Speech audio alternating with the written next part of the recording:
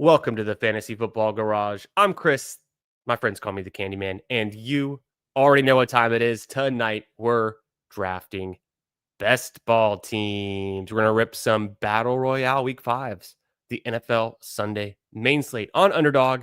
But before we get to that, I've got some extra special guests tonight, and we're going to make it a weekly thing. We've got the one, the only, the fan favorite, Mr. Hoohames here on the channel tonight. We also have Hartman coming on soon, aka Sharpman, aka my dog.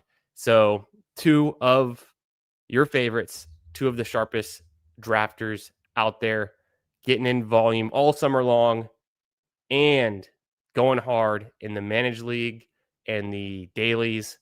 So a lot of good content tonight. We're doing a live chat fantasy Q&A. So drop your questions in the chat. Waiver wires, did you miss out on the player last night that you wanted? Are there other players still available you want to get? Who should you add? Who should you drop? Rest of season values, trades, whether it's redraft, dynasty, let us know. We're going to be talking everything fantasy football, doing a preview of the week 5 main slate, and then drafting some teams, like I said. So if you're new to the channel, or if you're watching this in the future, comment below. Let me know how you're doing. Say what's up. Give me a shout out in the comments. I'll hit you back up. And make sure you're subscribed. Make sure you hit like on the stream. We're going to get right into it. Follow me on Twitter at FFB Garage. All that good stuff. Turn on notifications so you know when we're going live. We're going live multiple times a week. And we're always talking ball, having a good time. Just come be here for the vibes. Be a part of the community. Get in here. Say what up in the chat. I'm going to throw it to the intro. I'm going to bring on Hoohames, and Hartman's going to be here real soon. So let's get into it. But overall, it's like the guy can ball. Like, actions speak louder than words.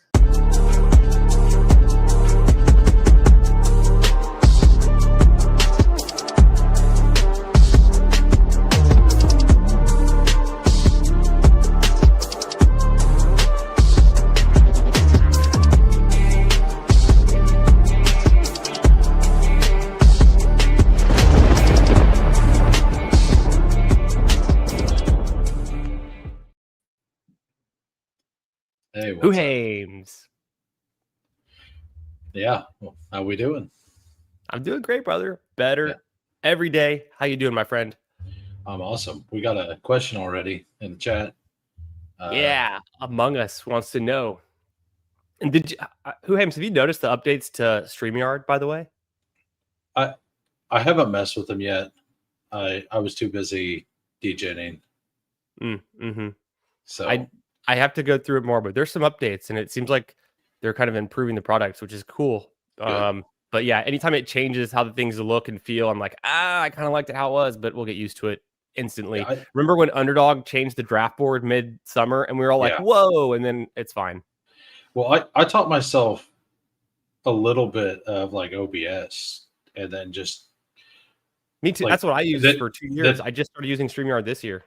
Then I came to StreamYard, and it's like, where are all these options? Where there's no optionality. It's very limited, but it's so much easier to use. Yeah, it's so much easier and so clean. Like, if they could add that optionality and remove Canva from, like, just add that here, I would pay way more. So Among Us says, would you trade ETN for a late first in Dynasty start 7-1 QB? I probably would. If you're rebuilding, yeah. And the rule is always save your first, keep them, hold them close, and try to acquire them. So if you can toss away ETN, who's maybe already gone through his prime, he's having a hell of a season to start, though. He's had a nice little start. We'll get more into the running back data later, I hope. I put some data together this earlier tonight. But ETN's popping a little bit. Can you keep it up? Is Tootin going to encroach? But looking pretty good so far. So your thoughts? Any other thoughts on that, Hoohames, on that trade? No, like it kind of felt like Tootin was going to come in and start to get more and more of the work, but it's actually kind of went the other way. Like, it started that way, and now it's kind of back to just ETN getting the 60%. And I think it's going to stay there. I really do. Yeah. Yo, what up? Victor.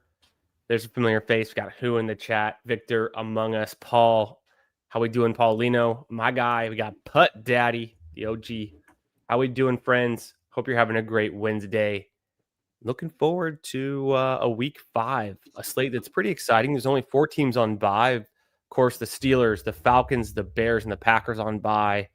And there's some interesting fantasy pieces on each of those teams. So, you might be starting someone in your flex you're not expecting. You might have some injuries, whether it's Neighbors, Hill, could be, the surprise 49er inactives tomorrow night in the Thursday game. So maybe you need some help. Let us know in the chat. Sit, start, rest of season value. If you got waiver questions, let us know also, who did you waiver for last night? How much did it take to get them? If you put in a fab bid, and what you got going on will help you out. But Hoohames, I wanted to ask you, as you've started to look, and I think you've drafted some teams, for this week. Yeah. What just, very broad, just what comes to mind when you think about this upcoming week in fantasy? Either things we can take advantage of or matchups you're excited about, just kind of broadly, like what are we getting ourselves into this weekend? I mean, I feel like there's a top 8 to 9 players, and then it's just chaos. Like I really like the players that are going next are like Egbuka, who I don't like, and then Jamar Chase, who I want nothing to do with. But maybe I'm wrong. Like Jamar can do whatever, but the Lions defense is awesome. They're good at the defensive line, and Bengals are weak at offensive line. So I think we'll see very similar to last week. Yeah. Yeah. So yeah, I think for this week, I'm curious. Now we're 4 weeks in. I still can't get over the Woody Marks game. The more I've thought about it in the last 24 hours, that was pretty meaningful. And I think it was huge, right? Yeah. It sets up so well. So he's a scroll, and I think he's a very meaningful scroll. The Ravens are one of the single worst teams against the run right now as well. They really have been, right? Like we saw it in the opening night in week 1, and we've seen it ever since. They just continue to be a defense that you can take advantage of, and be a good fantasy scoring environment. The only thing I'll say is, like, with Lamar Jackson out, and I don't know if it's officially official yet, but it's probably going to happen. We know it's going to happen. It actually, literally just a few minutes ago, they came out and said that he's going to try to play. Oh, really? Yeah. Yeah. So who knows what happens there? Okay, that's pretty good.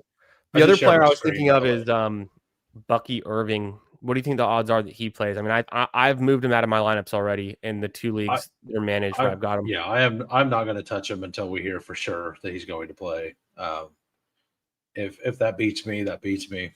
I would rather not have the late swaps. By the way, I put shared my screen real quick as well. Yeah, I'm going to bring that up. Yeah, Putt Daddy, this is the general consensus. This is how we all feel.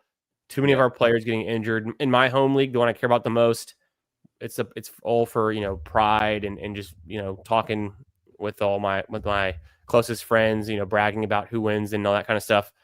We've got CeeDee Lamb out, got Bucky Irving on the way out. It's going down pretty fast. He wants to know, would you start Marks or Hubbard this week? Tough choice. Give me Woody Marks. I'm pretty sure Hubbard's hurt. Yeah, Hubbard's dealing with something. But so last night, you guys were talking about Woody Marks. I wasn't there yet. I even last night said Pacheco over Marks. I've turned course. I'm going in the right direction. It's Woody Marks over Pacheco. It's Woody Marks over Chuba Hubbard. It's Woody Marks going forward until we figure out something else, because he did something that, on a limited amount of snaps, and it was Titans, and it was a game that was out of hand. They're trying to run but he did something that we haven't even seen Jahmyr Gibbs do this season. When Jahmyr Gibbs is averaging way more percentage of snaps and touch compared to Marks, and Marks did it even more efficiently. So, that's, to me, when I saw that, I was like, wait a second. Yeah, well, and they've slowly given him more snaps over and over again, right? And whenever he got it, they actually used him in a different way than they've used Chubb. They pound Chubb right in the middle of the offensive line. Whenever they used him, they went a lot more off tackle and like not really sweeps, but plays that kind of like play like a sweep does.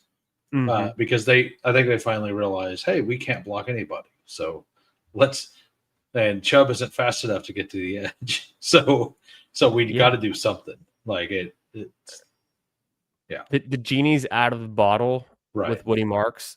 He's unbenchable. You have to start him in any league that you have managed. There's almost no way you can't start him, especially this week going right up against the Ravens, like we'll get into. We'll dive into some of that data, and I'm about to bring up Hoohames, what he's got to share too. But until we learn otherwise tonight, I'm putting Woody Marks as a unbenchable player. You must start him in any league you have him. Yeah, I do one dog bowl a week because I think it's a horrible ROI contest. Of course. But I did it on Tuesday and I pulled Woody Marks up to 37. Oh, I love that. Yeah, I actually haven't drafted a dog bowl ever. I'm open to doing it. I've been wanting to do it since it very first came out, but it's just never been a contest that I thought was like very realistic. At the same time, I do play in Best Ball Mania, so I already know how that goes. But what I just saw it as like a quick drain on the bankroll. But I want to do it. Like I want to draft dog bowls. I just haven't been able to figure out my edge yet, or what week would be optimal to try to actually get it. Because knowing me, I'd be getting like 6th or 5th or 10th, and I would just be like heartbroken. Yeah. Fourth place would be awful. Yeah, somebody got 4th, and then I think I heard them on Pete's stream this week. I think it was someone, or maybe it was last week during his Battle Royale bash, but someone I want to say got 4th in week 1, and then they did like 100 or 110 dog bowl entries, and they got a top 3. Yeah, that's what it takes. I'm never going to get it because I'm there's no way I would do anywhere close to. Yeah, I'm going to do 1 or 2. Like, well, Mathologies gets there all the time. He does a couple of them, I think, most weeks. So, all right. True. So, yeah, questions are rolling in. Yeah. Let's hammer through these questions quick. We'll pull up the data that you're sharing. Schmitty, what's up, brother? Says start 1 QB: Mac Jones, Rattler, Browning, or Gabriel's. Give me. For this week, I am absolutely starting Rattler. Yeah, I was gonna say Rattler. I kind of want against New York, so let's go with Rattler there. Also, he says he's got 3 wide receivers, 2 are questionable. Had to drop one of these running backs to get a wide receiver off of waivers. Which running back would you drop? This is a great question. Drop Benson. That's it. Yeah. What do you think? Benson's hurt. Yeah, it's pretty easy. Benson's on IR. Like, actually, he had knee surgery. Do you not have IR spots? Like, yeah, if you can't IR him or your IR is already filled, just drop Benson. He had knee surgery today. It's not getting much better than what we already saw, and that not for a while. Or would you trade a wide receiver, and who would you suggest?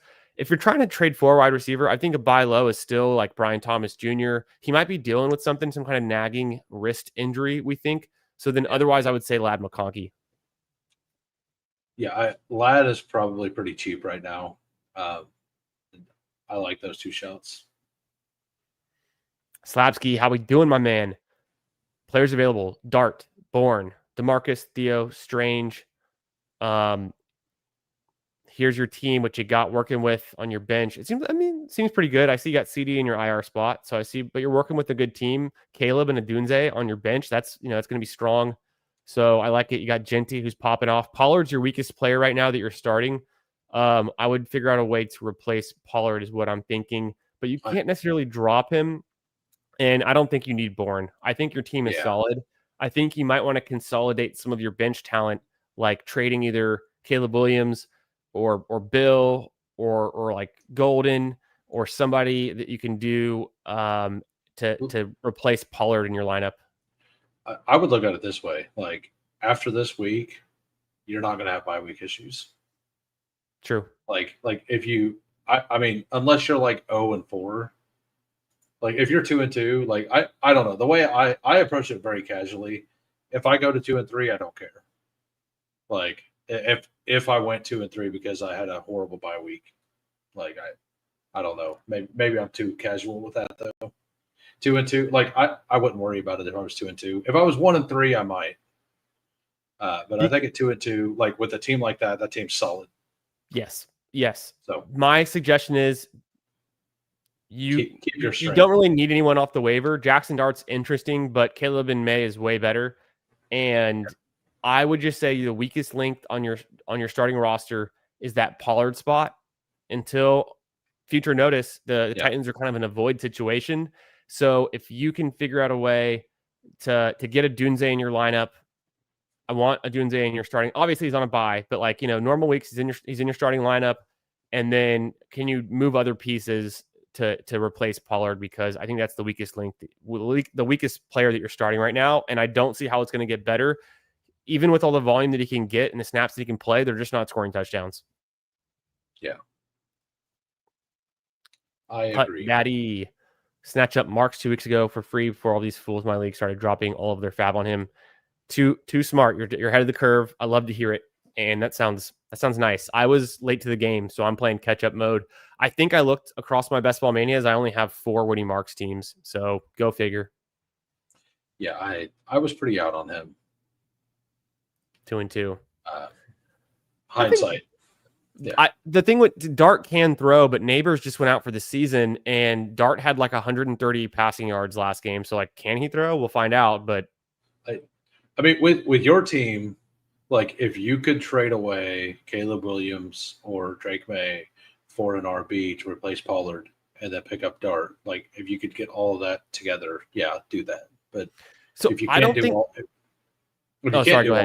yeah, if you can't do all that, like, and I would probably still start Pollard this week. Yeah, I think Arizona's a fine matchup. Yeah, and Downs like it. His role is very diminished right now. Like, yeah, like until with as much, like with Tyler Warren there, like right. Warren has taken all of those things and he's better than Downs. Like Downs is a great football player, but they've given all of that to Warren's better. Tyler Warren. And yo, what's up, Steve? How we doing, brother? Hartman, Yiggity yo, what's up, my man? Get in here. Billy, Danny Dimes also has no allegiance to the previous players like Josh Downs. Like in a lot of situations, they would have a little allegiance maybe to the guy who helped them the year before. That's not the case here. One thing I'll say, Pollard is still your better. I'm assuming he's in your running back spot, so like you couldn't start Downs over him. I do think he's still better than Downs at the moment, but then DeMercado, like, no, I think Pollard's better than him. I'm just saying, like, for me as an RB2, Pollard is a very, very weak RB2 going forward with the new information that we have that they're not going to be scoring a lot of touchdowns. Yeah. So neither of these games, says Billy. Jets, Dallas. Who put that in the poll? God, I need to get a better producer. But vote in the poll. Make sure you smash the like. Let us know your questions you got for this week. Yeah, true. That is true, Steve. Oh, that's true. Downs was injured. Maybe he kind of gets it going. The one thing I was going to say about Daniel Jones is he's only thrown 1 passing touchdown per game through his first 4 games. So that is not going to float a lot of fantasy boats. We're going to see Tyler Warren getting there. Pittman starting to get there. Obviously, Jonathan Taylor's the engine of the offense. Not a lot of meat left on the bone for fantasy scoring if you're only passing 1 touchdown a game for a guy like Downs. And, if Alec Pierce comes back, that's just another guy to compete for targets, even though it's a completely different role. But it's just, the number of plays they can run. It seems like they're actually running a decent amount of plays still. Daniel Jones, limited pass volume. And then Adonai Mitchell's role's growing, even though he's a knucklehead and is a huge negative factor in the way they've been. The coaches still believe in him, so that's something. Yeah, I seen you had the two spots, and I mean that's fine. Like you have players getting points. Like all you need is touchdowns to go in the right spot. Slap. Yeah. Patrick, how we doing, my man? Says, what's up? Trade Woody and Keon for Kraft. Nope. 3-1 PPR RBs: Gibbs, Warren, Scattaboo, RJ, Woody, Tootin, wide receiver CD, Brian Thomas Jr., Sutton, Egbuka, Coleman, Aoman, or tight end Juwan. I don't think you I think because you're going to be starting Gibbs and Scat and Woody for the foreseeable future. I would try to trade, like, I would offer up Warren and Keon instead of Woody. Yes. Let's move off of Warren.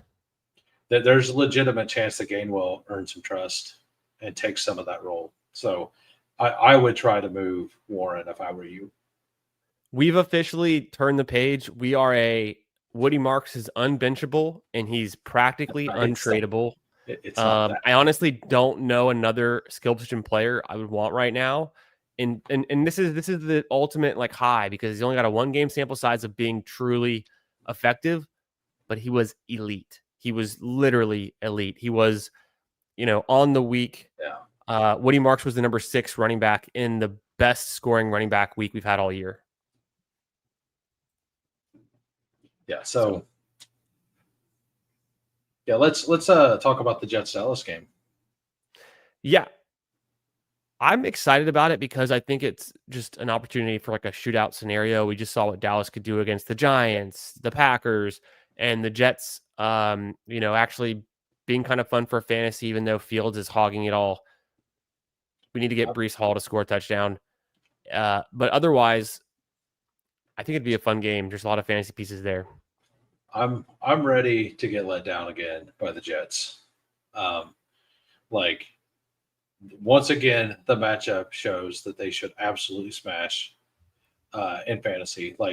And to be honest, Garrett Wilson got there but didn't smash this past week. If he was on the main site, it wouldn't have been enough, right? But for betting stuff, the touchdown, yes, he got it. He should have had 2. The push off was weak, very weak. Breece Hall kind of looked a little he didn't look as quick as he had. His burst, he did kind of get banged up a little bit, and then he didn't look as good after that. But he didn't get as banged up as Braylon, and now he's the only guy there.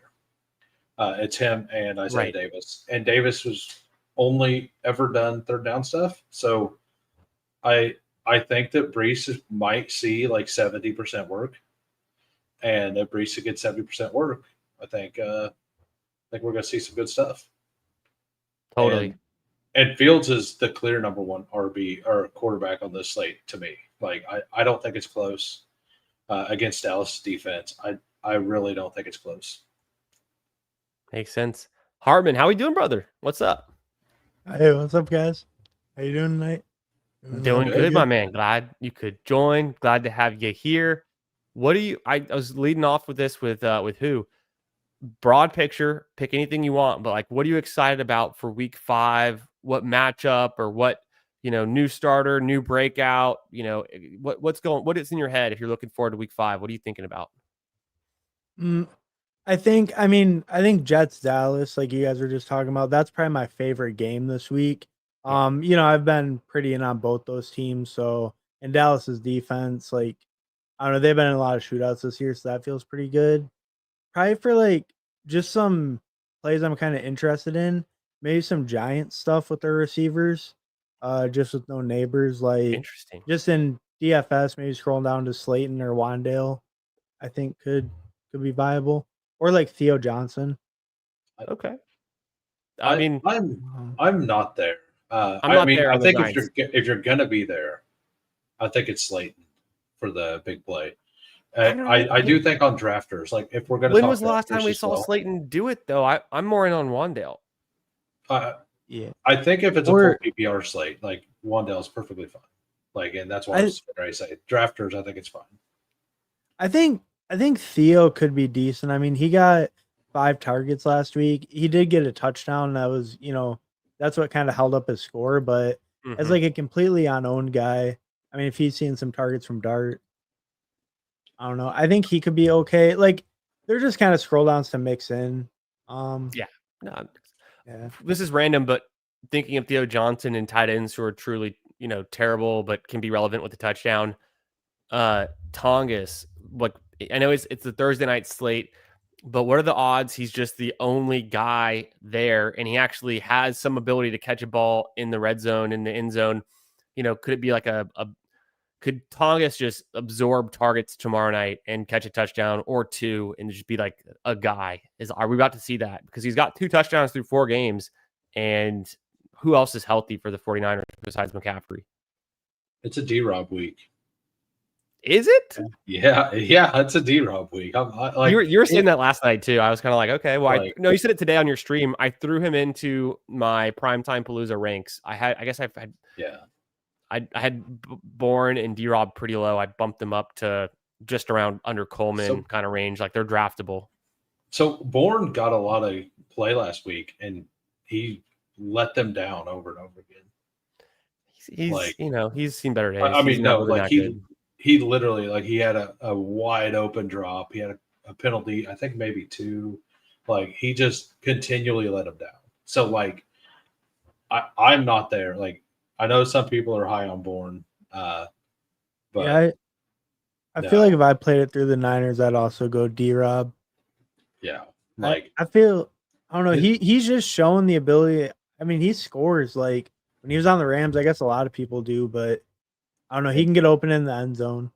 I mean, MVS is there, and like, yeah, I don't like it, but I just think that this game is super ugly. It's the first slate I'm just not going to play for the showdown stuff. Like the showdown stuff's all messed up because Mac Jones now is the starter, right? Like you don't have any of the salary that San Francisco was supposed to have except for CMC in the pool. Like it's going to be ugly. And I actually think what's going to win is three running back lineups, like Corum, Kyron, and CMC. Like could absolutely be white hits. Yeah, I mean, because the Rams might kind of run away with it too, and just be in that, just salt the game away game script. And I think everybody's going to play onslaught Rams. Like, just why would you not? Like, as soon as all that news came out, I put a pretty hefty bet on Rams plus 7.5. I haven't seen if it's moved since then. That sounds pretty smart. Yeah, Mac Jones is probably going to be the highest owned captain though, right? By quite a bit. He's so cheap. Yeah, like to basically make to give yourself the extra. Like, I mean, what if you just throw D-Rob there or MVS? Yeah. Like, those are probably going to be the captains. It'll probably be whoever the captain is that you needed to get Puka plus Kyron plus CMC in your lineup. Like, or if Puka just drops like 40 again, then you just put him at captain. Yeah. That's what I would think. Slapsky was saying, So yes, sir. I saw. So to finish that thought for Slapsky's team, it's a 2 flex. He's got all the bye weeks. You're starting Downs and DeMercado. Why not consider starting Tootin and or Bill? Those are just other options. We'll see. I think those could also be just as fun as DeMercado and even more exciting potentially. I think Bill, like, they have tried to use him in the red zone. Like, he's not getting a ton of usage. But wait, who'd you say? Bill.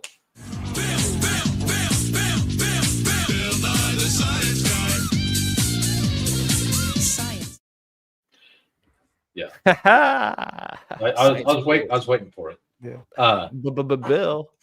Yeah. So I do think that, like, that is the play right now. Between those players, for sure.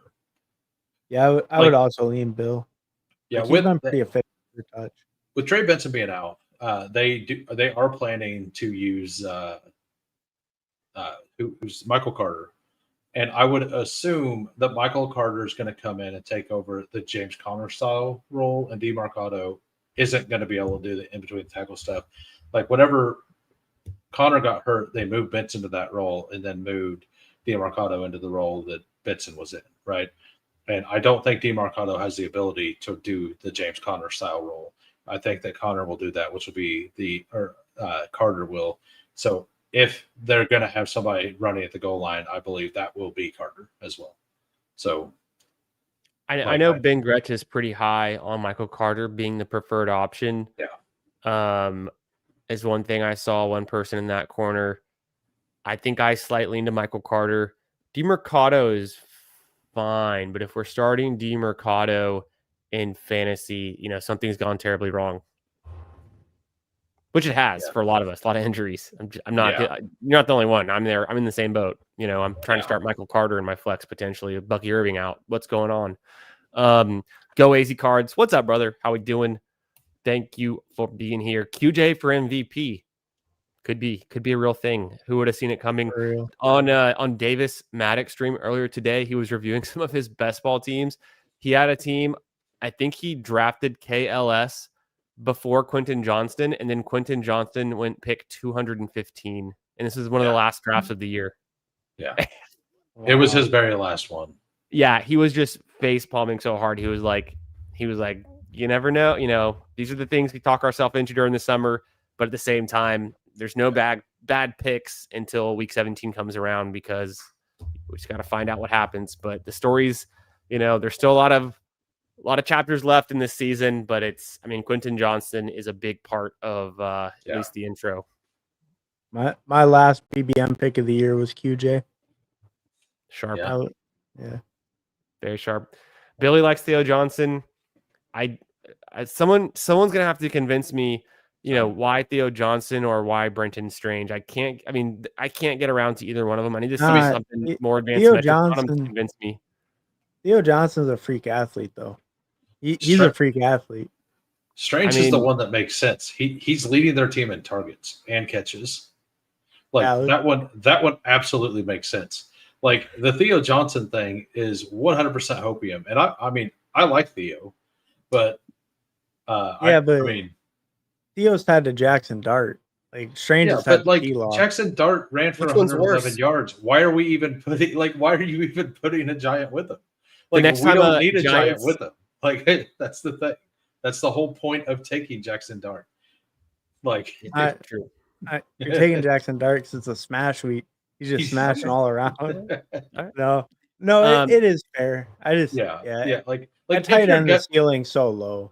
It's like when you see a tight end score for the New York Giants, you're gonna go, yes, Theo just hit, and then you're gonna see 0 fantasy points, and you're gonna go, wait, that was Bellinger.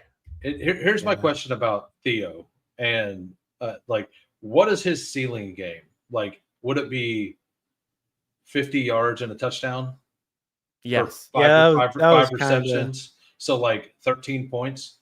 Like, that's best case. This slate has, for BRs, has Brock Bowers, Trey McBride, Ferguson, Tyler Warren, and Sam Laporta all on it. Very nice. One of those is getting 13 points for sure. Yeah. Like for sure. Like, if I thought the Giants were a team that could possibly score 2 touchdowns, like in the red zone to a tight end, like, you're telling me they're not going to let Cam Scatteraboo fail running. Like, I love Scatteraboo, but he has not been good at the goal line. Part of that's blocking. But yeah, I just don't see it being a thing that happens. Maybe I'm wrong. Like, I just think that with this tight end slate in the previous weeks, I do think that it would have made some sense. But with this specific slate, I don't like it. With the depth, that makes sense. Yeah. Yeah, because I guess, like, even you can scroll down and still get such quality guys. It's like, I like Mason Taylor this week a lot as a scroll down, but he just had a 6 for 67.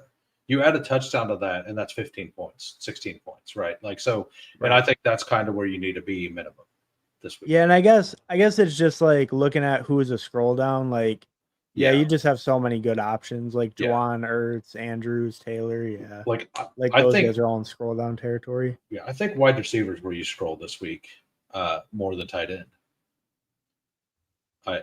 Just based on the way the slate is, I've done like 40 of them. So, nice. I've only done a couple BRs.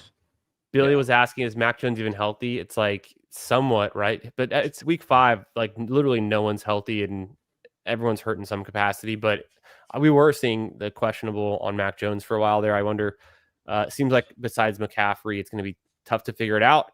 But also Billy was saying he put a $5 on Tongas anytime touchdown. I think that's kind of fun Fun way to have I a mean, sweat for tomorrow night. I just looked. The line for the Niners haven't moved a full point since all that. Like that was like 3 hours ago. Only I think 1 that- point though. Yeah, I mean, it's going to move more. Okay. Captain Right, Clutch like- Pants says, any advice team needs? What should I do? What should I do? Trade full PPR, 12-man, Baker Gibbs, Pollard, Warren, Nico, Brian Thomas Jr., Kraft, Ladd, Charbonnet, currently 4-0. I don't know how you're 4-0 with Nico, BTJ, and Ladd, but I applaud you. And also Char being out a little bit. So I think you're doing good then. It's obviously Gibbs and Warren have been carrying, and you got Kraft. So I think this is a pretty solid roster. The only thing I could say is I don't know. It seems pretty balanced, actually. What do you guys think? I would say you have all the buy lows already. Yeah. The only thing to do would be to get Rashee Rice. Well, the RBs aren't great. After Gibbs, I think Warren's fine, but anytime we see Pollard in the starting lineup, it's like, why? I mean, I do think it'll be a couple more weeks before. Like, I do think after this, this could be the week that they actually do something in the run game. I don't think it will be, but it's possible. And I feel like he's solid enough. Like, you don't need to really make trades, but I guess I would just kind of like churn your roster more towards RBs. But in general, in redraft, I kind of lean towards RBs when you're doing that anyway. This week, whenever 2 more starting RBs go out for the season, spend all your fab on a running back. Or just your bench, any empty bench spots, it should be all backup running backs. Yeah. Just have everyone's handcuff on your bench. Mostly jesting. So like Arizona is actually 20, like the chart I have up. They're 24th this year against the run. And the Ravens are dead last. Kansas City is actually 30th against the run. So I think this week is a huge week. Like, this is by PFF data. So they rate against the run 30th. Like last week, I was all in on Derrick Henry smashing Kansas City. And well, guess what? A running back did smash Kansas City from Baltimore, but it was not like it was all in trailing game script, and things were great for KC fans. But Justice Hill had a lot of points. Yeah. Well, that one catch, he had like a 30-yard touchdown or something. Yeah. I mean, you're telling me that Liam Cohen's not going to be able to figure it out? The ETN is a good play this week. Yeah. Their run games looked really good. And I could see Tootin breaking one off this week as well. Yeah, and with the workload ETN's getting, he feels like a really solid play. Yeah. And there's he should keep getting that good workload the way he's been playing. Yeah, I guess he's been playing pretty good. We were talking about that a little bit earlier, but no. Yeah. At some point, Tootin will come in. He's shown some efficiency, shown some flashes, scored a touchdown, I think twice already. So there's something there. Bronson Howell, what's up, my man? He's got a question for us. Trade DJ Moore for Cup and Cup for Keenan Allen. I say no. I say no. I'm assuming you want to do that because DJ Moore's on a bye this week, and I'm pretty against trading for doing a downgrade trade. Hasn't Keenan Allen had a touchdown in every game? Or am I crazy? I don't think did he? Maybe he's had 1 in 3. I know, maybe 4. So, but he's doing the trade though. He's upgrading DJ Moore to Keenan Allen. He's getting up Moore and Cup. I understand that. I just don't think that's the right way. It was just 3 or 4 touchdown weeks, but I mean, I don't know. If you think Keenan Allen is worth more than DJ Moore, the Cup part doesn't matter. I'd have to look. I mean, I will say we need to get an update on Joe Alt and his injury.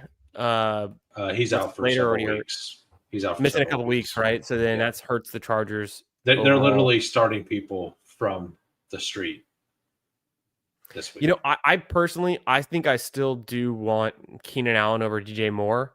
So if it takes throwing in Cup, to me, that's non-factor. So I think I just want Keenan Allen. I kind of think it's a lateral move, honestly. It's pretty clse. It's honestly, it's close. It's close. It's the same tier. Yeah.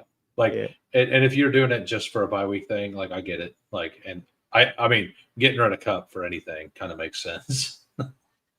Yeah. I probably wouldn't do it. I'd lean like keeping DJ Moore, but I think I'd lean that way too. Yeah. Whoa, being attacked here for my Keenan Allen take. What's going on? Yeah. How dare you? Yeah. No, I think it's same tier. Super. It is a lateral move. That's pretty fair. It might just be selling a little bit low on Moore. Like probably. And we like what Caleb's been putting together lately, so it could be moving in the right direction. One of those Question have here a much from worse Nick. defense. Yeah. How we doing, Nick? Hope you're having a great Wednesday night. Thanks for stopping in. Let's see what you got. 10-team standard, and we lump wide receiver and tight end together. That's interesting. I don't see that very often, but very cool. A little bit different. Struggling who to start between Bowers and Brian Thomas Jr. every week, considering Keon this week facing Allen. No, I'll go with God. It's Brock Bowers for me. I think I would. Yeah, Bowers. Yeah, I take Bowers. KC's good against the pass. Yeah. I was thinking maybe BTJ, but yeah, probably Bowers. I was too, because they're both hurt a little bit. BTJ with the wrist, Bowers with the knee, but it's Bowers, right? Yeah. So Kansas City in coverage grade, like we're 30th in pass or run defense, and in coverage grade, we have an 82 rating. The next highest is 78, and then the next highest is 76. So like we are way above everybody else, and BTJ has been struggling on top of that. Yeah, Two and more for the question is, if we did one, who doesn't get the invite? Because you get a seat and an invite, right? Like you only get one invite. Oh, that's true, right? Yeah, you get plus one. I think it's a +1. I'm not positive. Damn, we definitely can't do a dog bowl. Yeah, you can't do a dog bowl with 3 people. You can't do a dog bowl. Whoever's account it's on, like they're automatically in, and then the other one it's a head-to-head. Or you just do a fair 3-person head-to-head the next week, one dog bowl each, and then the 2 highest scores. But you all split it, but 2 highest scores get to go. Yeah. Well, I mean, it's pretty much in Hoohames' neck of the woods. I mean, that's what you have to drive a little bit, but it's nothing. You could do it easy. It's probably only about an hour difference from you and me. I think from Houston, it's 7 hours to KC. Oh, I would never consider driving it though. I would fly for sure. I mean, I would drive it. It's like right at 6 hours for me. Oh, really? Okay, I thought it was maybe a bit closer than that, but it is because I live in St. Louis. I live 2.5 hours directly west or east of St. Louis. No, I know that, but it's in St. Louis, not Kansas City, right? No, it's in Kansas City. Oh, okay. I flipped it in my head. I was thinking St. Louis because I was like, bro, we can get to St. Louis in a minute. Oh yeah. I used to drive there, play poker all night, and then show up to work and sleep for 30 minutes in the parking lot. Like decent behavior. Yeah. Can't do that anymore. So I think based on proximity, I think Hartman would just be out. It's a long flight for you, going against the time zones. You wouldn't want to mess with all that, waking up extra early. You wouldn't want to mess with all that. So you just I mean, as long as we're splitting it, sure. Kansas City. What's even in Kansas? You could just be, virtual there. KC does have the Sunday night game that week too. Ooh. Or so you could go do the dog bowl and then show up to the game about 40 minutes, 50 minutes late, and it's I forget who they play. Week is it week 18? It's week 14, right? Oh, okay. I was completely off. It's week 4. It's week. I don't remember 15? What week it is. Or is it just week 17? I thought it was week 17. It might be week 17. It must be week 17. It's got to be. I think it's always been week 17. It's not week. It's not week 7. It's not week. It's not week 17 because that's Christmas Day.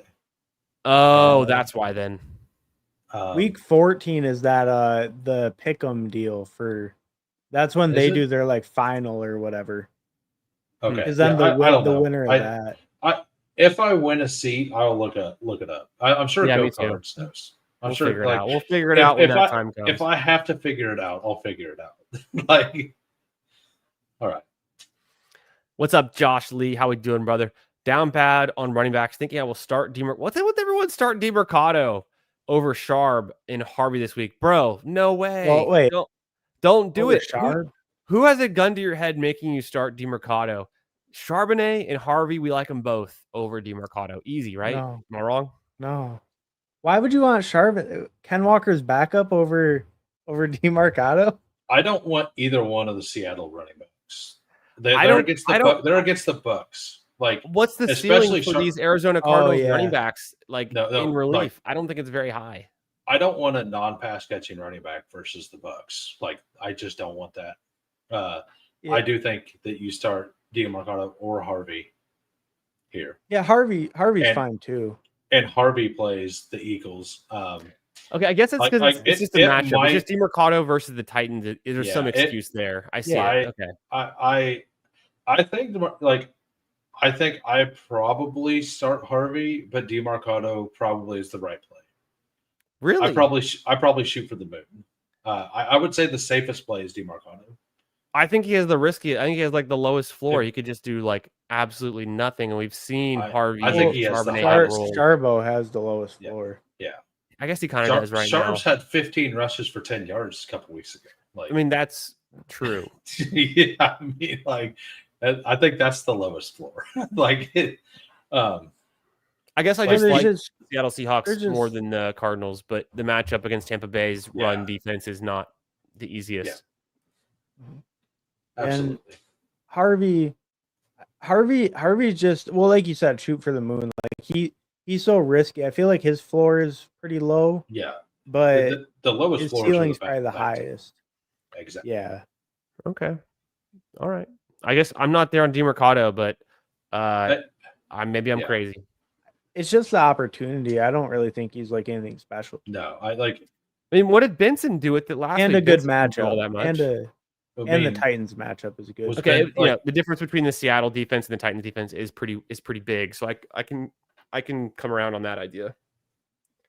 Tronfor says, with the bye weeks, the injuries, what 2 wide receivers would you start in full point per reception? Wandale, Cup, Mims, or Travis Hunter? Should he pick up anyone off waivers? I would roll with Wandale and probably have to think about Travis Hunter. But I'm Wandale and Mims. You're going Mims? Okay. Like KC's coverage, awesome. True. You have been talking that up. That doesn't mean that Travis Hunter can't get there. But like, I think I take the better match. Like, I mean, honestly, like, I think the Eagles might be second. Actually, the Eagles are ninth. The Eagles are decent, right? They're not bad. No. I mean, I don't think that this actually, like, they also played against Puka, right? Like, so, and they're ninth, but Puka is on another level. So, like, you can kind of middle that a little bit, right? What do you think? What do you think, Hartman? Well, I think I would go Wandale for sure for one of them. Yeah, and then I think that's an obvious one. And then I'd probably actually pick up Josh Downs. I was kind of thinking that, but Downs versus Cup, how much different is that right now? I mean, yeah. Downs. I mean, if you want to body everybody in your league, you can pick up D-Rob and then drop him after 1 week. That'd be insane. That'd be such a move. Wow. Yeah. He definitely is just I don't think I would do it, but it would be really funny. I mean, if you're ever gonna play D-Rob and he's an option, it's gonna be this week. Everyone's out. It's maximum week to blow. Maximum ability to talk trash if you do that. Calling your shot. We got silent static in here. We got Suave. We got Shadow Wiz. What's up, brother? Paulino, Chris B, my man, always with the kind words. Thanks for being here, Chris B. Hope you're having a great night. My friend Crossface Yo, what's up, man? How we doing? Let's we're gonna power through these questions, kind of like a power hour, just about give a quick response to these questions, and then we're gonna pull up some of Hoohames data before we forget. We're already 50 minutes in, and we're having a lot of fun answering chat questions. Make sure you guys are subscribed to Hoohames' channel. Links in description for his socials, his YouTube, his Twitter, and Hartman's channel as well. Subscribe to their channels. Follow us all on Twitter. If you're on Twitter, you'll know when we're going live. And usually we're promoting other good content in the fantasy space, our friends, and other things we find that are interesting. You can interact with us there. You can post teams. You can ask us questions on Twitter as well, besides the YouTube live chat. Make sure you've thrown a like on the stream and are subbed here as well. Come say what up in the chat. And if you're watching this in the future and you've made it to this point and you're watching this, leave me a comment. Let me know what you got going on this week, your questions, if you got a sit start or who you should pick up, and I will get to your comments pretty much instantly. I've been responding to everyone's comments on the stream, so thanks for that, helping out the channel. We're having fun here. Let's jump back into some questions, and we're gonna go fast. Trone is the one we just answered, so we got some mixed opinions there, but Silent was saying start 2 full PPR 12-man. Harvey, Henderson, Amari, Sean Tucker, or Charbonnet. I'm going to throw this one to Hartman. I would probably go Trevion and Amari. What about you, Hoohames? You agree? Yeah. I'm a slight lean to Harvey over Amari. Call me crazy, but then Sean Tucker, if Bucky's for sure out, I think it's hard to know when to start Sean Tucker. But by the time you figure out that it was time to start Sean Tucker, he's back on the bench and Bucky Irving's healthy again. So it could just be that 1 week of the year that we get for Sean Tucker. I appreciate the kind words. Glad you're here, Silent. Hope you're having a great Wednesday night. Suave says, trade Judkins and Tet Arroyo McMillan for Bijan. I'm going to throw this one back to Hartman, the resident Tet Arroyo McMillan superfan. I probably would, as long as you feel like it's not going to hurt your starting lineup too much. Like, if one of those guys is on your bench as is, then probably do it just to get the superstar in your lineup. Judkins looks great, though, so you're giving up, pretty good pieces, young pieces who will probably be good down the stretch. I absolutely do it. You probably got Judkins in, like, round 15. Like, that gives you 2 first-round picks. That's probably best. Could be. I think do it. If you can get Bijan on your team, you should do it. But I love the way Judkins is put together the last 2 weeks for fantasy. Bijan's ceiling is definitely higher than Judkins. I'll say that today, maybe at the end of the year, who knows where we end up. But I think realistically, Bijan just has the higher ceiling. He's getting a lot more targets as well. And then T-Mac's a nice piece, but how much can you trust Bryce Young is the question right now. Bronson wants to know, trade DJ Moore and Cup for Keenan Allen. We got that one. Nice. We hammered that one out. Shadow Wiz Wicked, how we doing? Has 2 questions. Lamar's out for me. Yikes. Ouch. That hurts. Not fun. But he could be playing. We found out right before the stream. He could be playing this week. We'll see. Should he go with Bryce Young or Stafford? And then for flex, should he go with Rashad White or Woody Marks? So Hartman, I don't know if we said this to you yet, but Hoohames and I were talking. We're consensus. Woody Marks is unbenchable, and you almost can't trade him right now. Like, you need to be keeping him. So I'm going to throw this one to Hartman first to get your take on the Rashad White versus Marks and the Bryce Young or Stafford if Lamar's out. I would definitely lean Stafford. He's just been playing insane. It's, not too bad of a matchup. And then I think, probably Woody Marks. I mean, if Bucky was full out, it's hard to say, because I do think Rashad White would get a really nice role. Yes. But it's Seattle defense. They have not allowed a rushing touchdown all season. Yeah. I think you play against the worst rushing defense in the league. Yeah. Yeah, it probably is Woody, and then I think Stafford over Young. Rashad agree. White's nice though in the passing game, so maybe he catches a touchdown and runs in a little out route or something or flat route. Hoohames, you were saying? Yeah, Rashad's a fine play, but Woody against I just think that this is a smash week for him. And I also going to push back. I don't think it's a never trade him, whatever. And I do think that after this week, if he smashes again really hard, you might be able to trade him for something like Josh Jacobs, because he's going into a bye next week. So if he just goes off again, he's going to be untouchable. He's going to be so hard to get. Yeah. Yeah, and just a guy like that, if someone's ever willing to way overpay, don't be like a guy's untradeable, especially a guy you got at a good value. Right. I mean, you can get an established star and don't get too caught up in the hype. True. Untradeable, asterisk, C note below. Untradeable just means you gotta get the house. Someone's gotta give away the house to get him, or get a first round pick, a de facto first round pick. Here, if someone's like, who do you want rest of season? Jamar Chase or Woody Marks? What do you say? Woody Marks.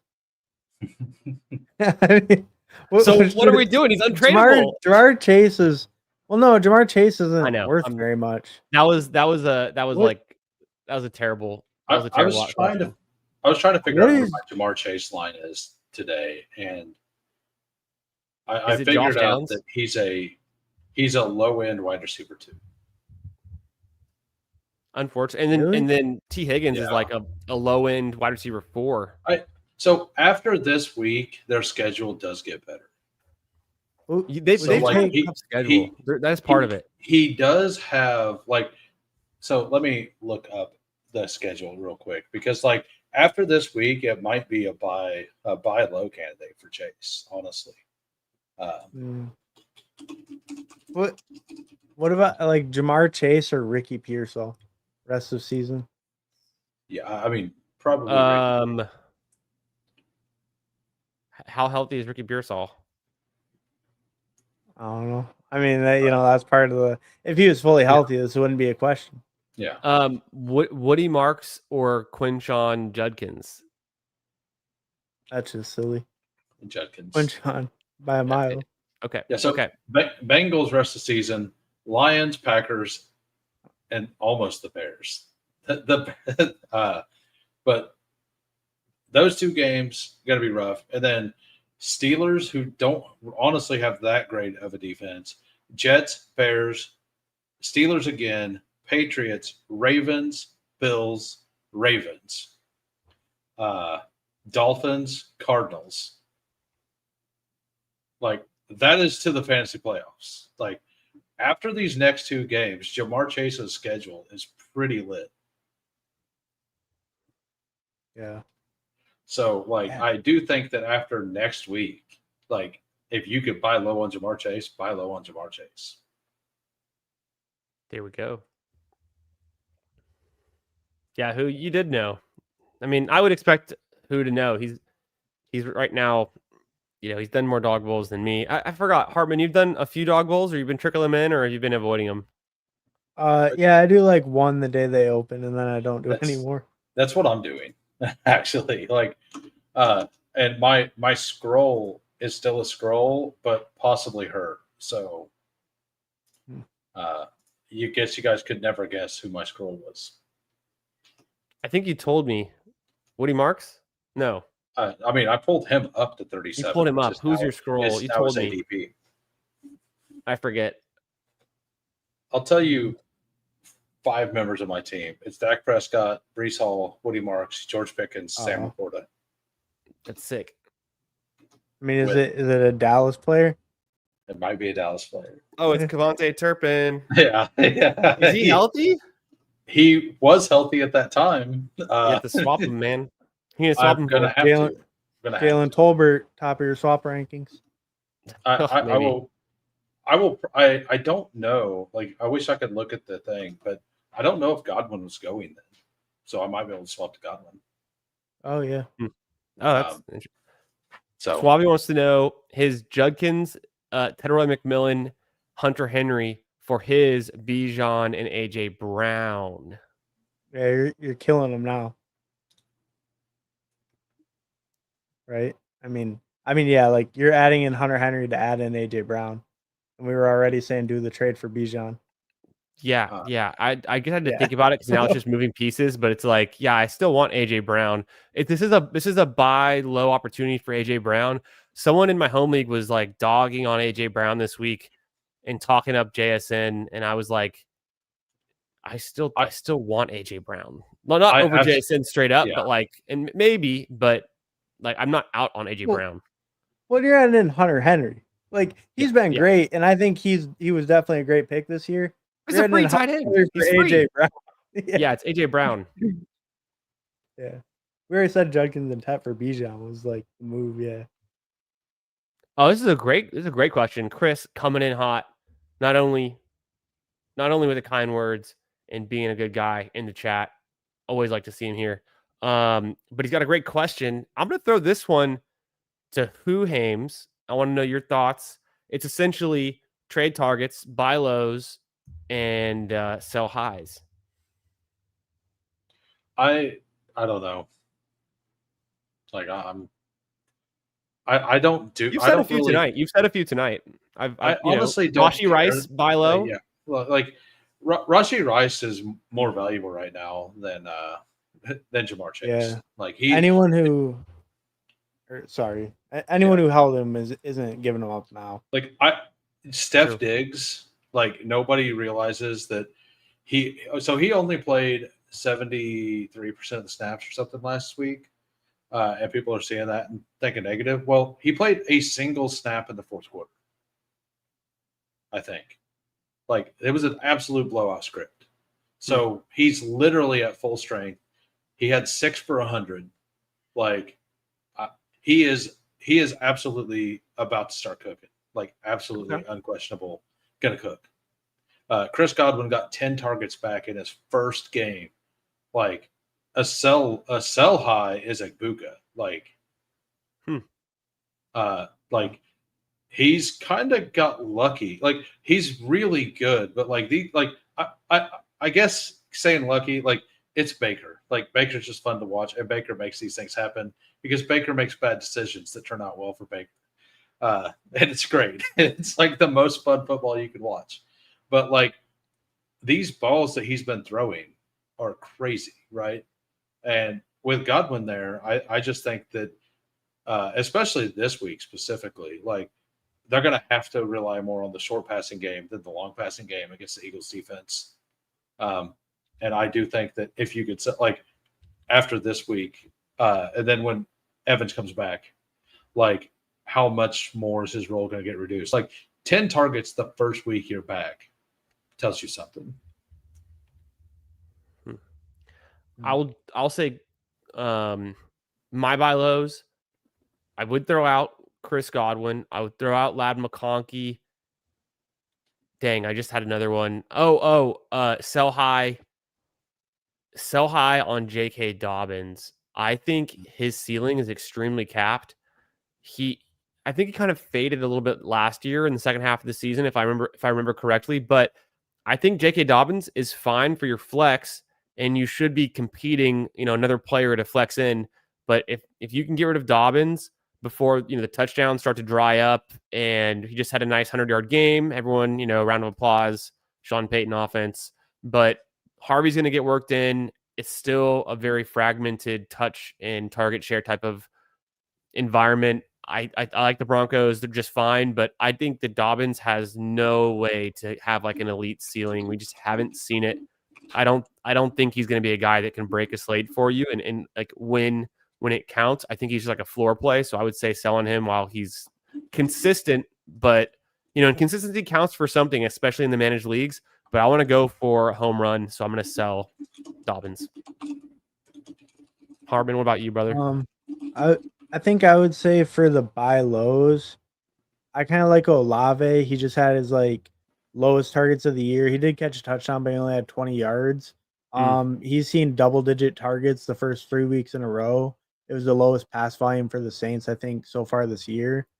Okay. So I like him. I think his volumes looked really good in that offense, and Kellen Moore seems like he has pretty high just pass volume in general. And then especially in full PPR, I think JMO could be decent. He's still always going to be kind of boom bust, but he's coming off kind of 2 lower games, only 40 yards. Mhm.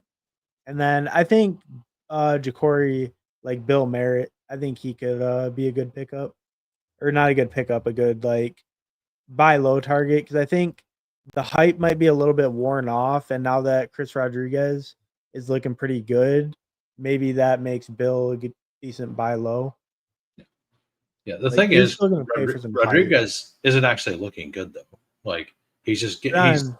he's breaking a run a week that's blocked well, and Well, JCM right, actually looks but good. But yeah, I get what you're saying. But stat like wise, yeah, stat wise, he's looking good, right? With Bill, you have to remember that science rules. So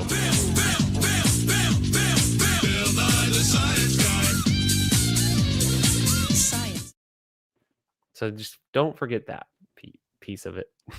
Yeah. Did you have a sell? I think it was a buy low, sell high. Do you have any like, quick sell high? a sell high. Roll the clip.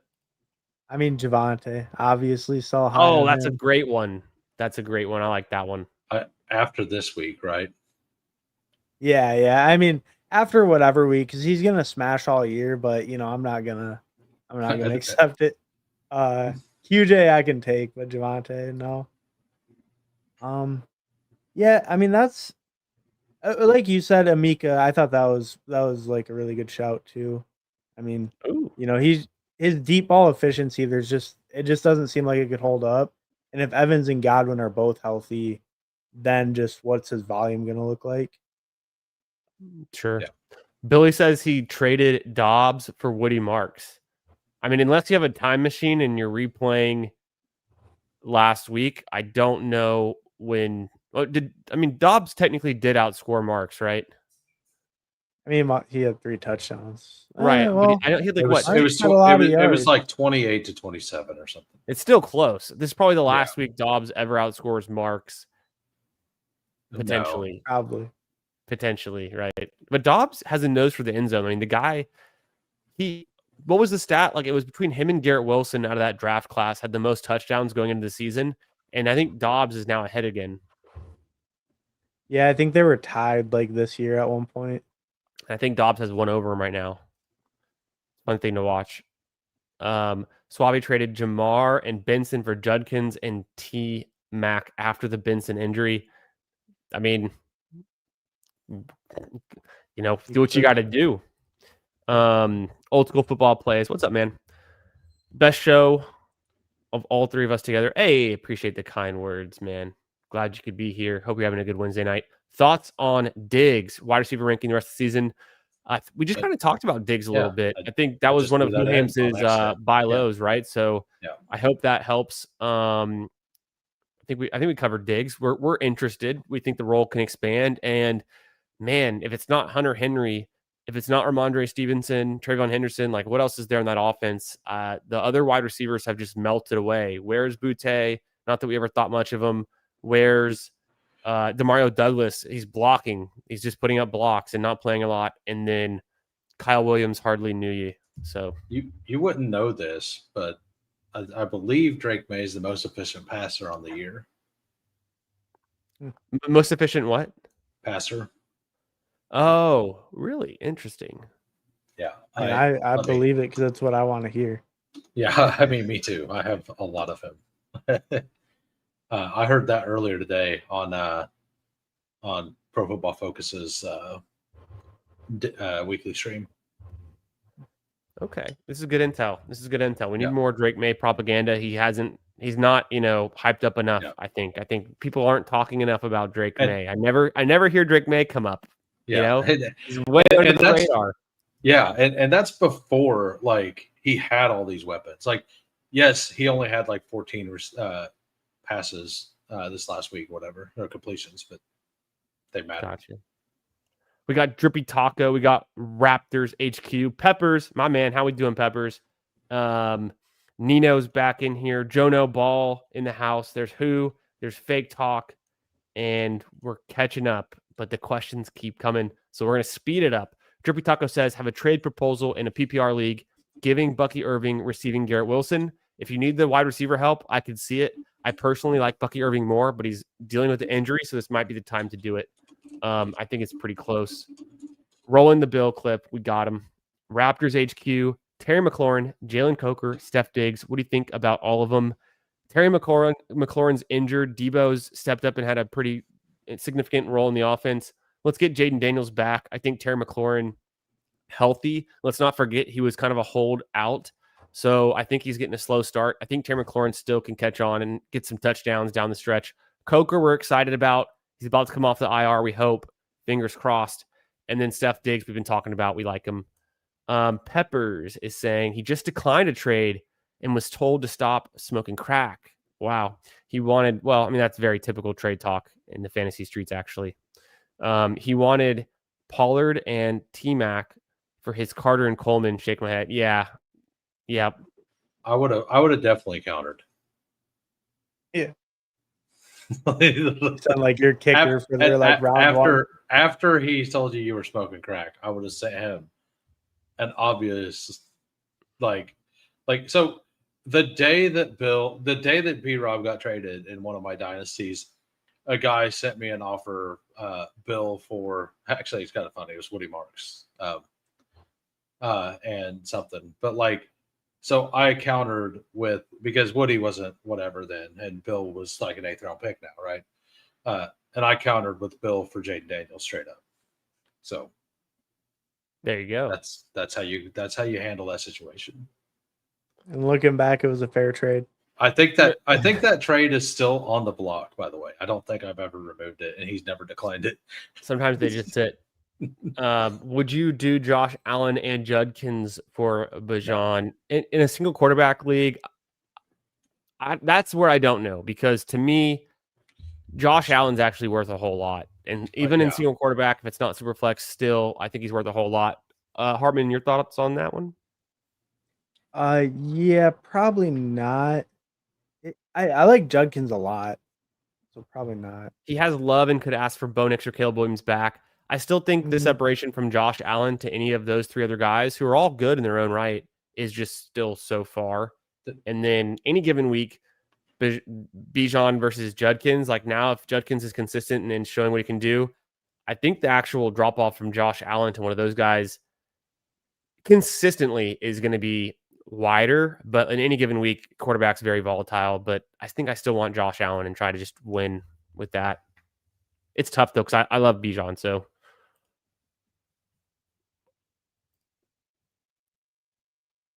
yeah, this is a very good point, Raptors. No one wants to give up Rice if they've been holding them, so that's probably the wrong time to go for it. Godwin looked bad. Yeah, I think we chalk it up to he's got to ramp up still. A lot of the Twitter doctors were saying he'd be like 60 to 80 to 90% of himself for 3 or 4 weeks. So I think we still have to hold out for second half of the season, Godwin being pretty good, and he probably only gets back to about 90% of what he was last year, best case scenario. Well, even if his hands weren't looking great, the target volume, 10 targets, that's first. And Mike Evans is out. Do we like Sutton or Rice rest of season? I'm going to throw this to our resident Rice fan and super fan, and has KC in the background. Hartman, no, Hoohames. Yeah, rest of season, Rice might be wide receiver 3. Not even joking. You got Amon, you have Puka, right? Puka first and Amon, and then it's what, JSN, right? Who thought that? With the way things are going right now, BTJ, Neighbors done. I'd probably have Nico third right now. He hasn't really earned it. No offense. He hasn't earned it. He is better. I agree. He is better. But with that offensive line, and KC is cooking without Rice right now. When Rice comes back and those easy targets are there, that team is going to just shred. Like they were trading with him last year before Mahomes blew his knee out. Yeah. Yeah, Like- that's true. Like he had 17 points a game at that point, and Worthy wasn't ascended yet. Neither was Tyquan Thornton. Neither was. Yeah. Joe was saying He's the new Bilo MVS. on Yeah. Ted Roy McMillan and Chris Olave. So we got some consensus around Olave there. I think Ted is a good shout. Bilo on Terry McLaurin, Bilo on Jacoby Myers. I like Jacoby Myers a lot too. Bowers, of course. I mean, I don't know. I don't think anyone's.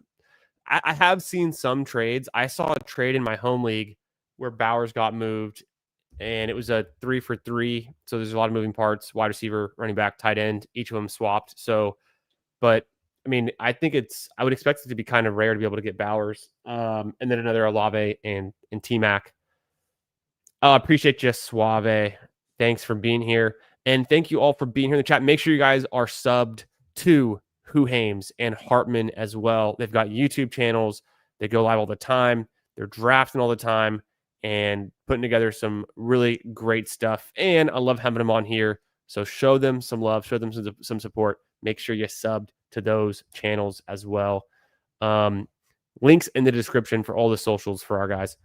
And then, May going forward, we'll see against the Bills. I think it's going to be a really fun matchup on Sunday night, so I'm excited for that one.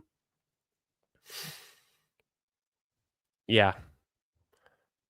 Ooh, the upcoming bye weeks for the Bears, Falcons, Packers, and Steelers impact roster construction, waiver wire strategy. I think we've seen it a lot tonight, Chris. People are wondering what to do, if they should be dropping players that are on a bye or picking up these really weak waiver players, like whether it could be, and some guys are being forced into starting DeMercado or, whatever's going on. So we've seen a lot. I mean, it's hectic. Week 5 is hectic. What's even more fun is going to be week 8. Get ready for hell breaking loose. There's going to be more injuries by then. There's going to be twice as many teams on a bye. So week 8 is when it's all going to come crashing down. That's funny with the DeMercado. Like, it's terrible what some people have to do this week. Some people are out here starting DeMercado. Bro, if you told me 1 month ago, yeah, I'm flexing DeMercado this week, I'd be like, wow, I guess you're just tanking for last place punishment in your home league because you just are a glutton for punishment. Like, there's so many things that have to happen for DeMercado to even be in the conversation. And they all did. Yeah.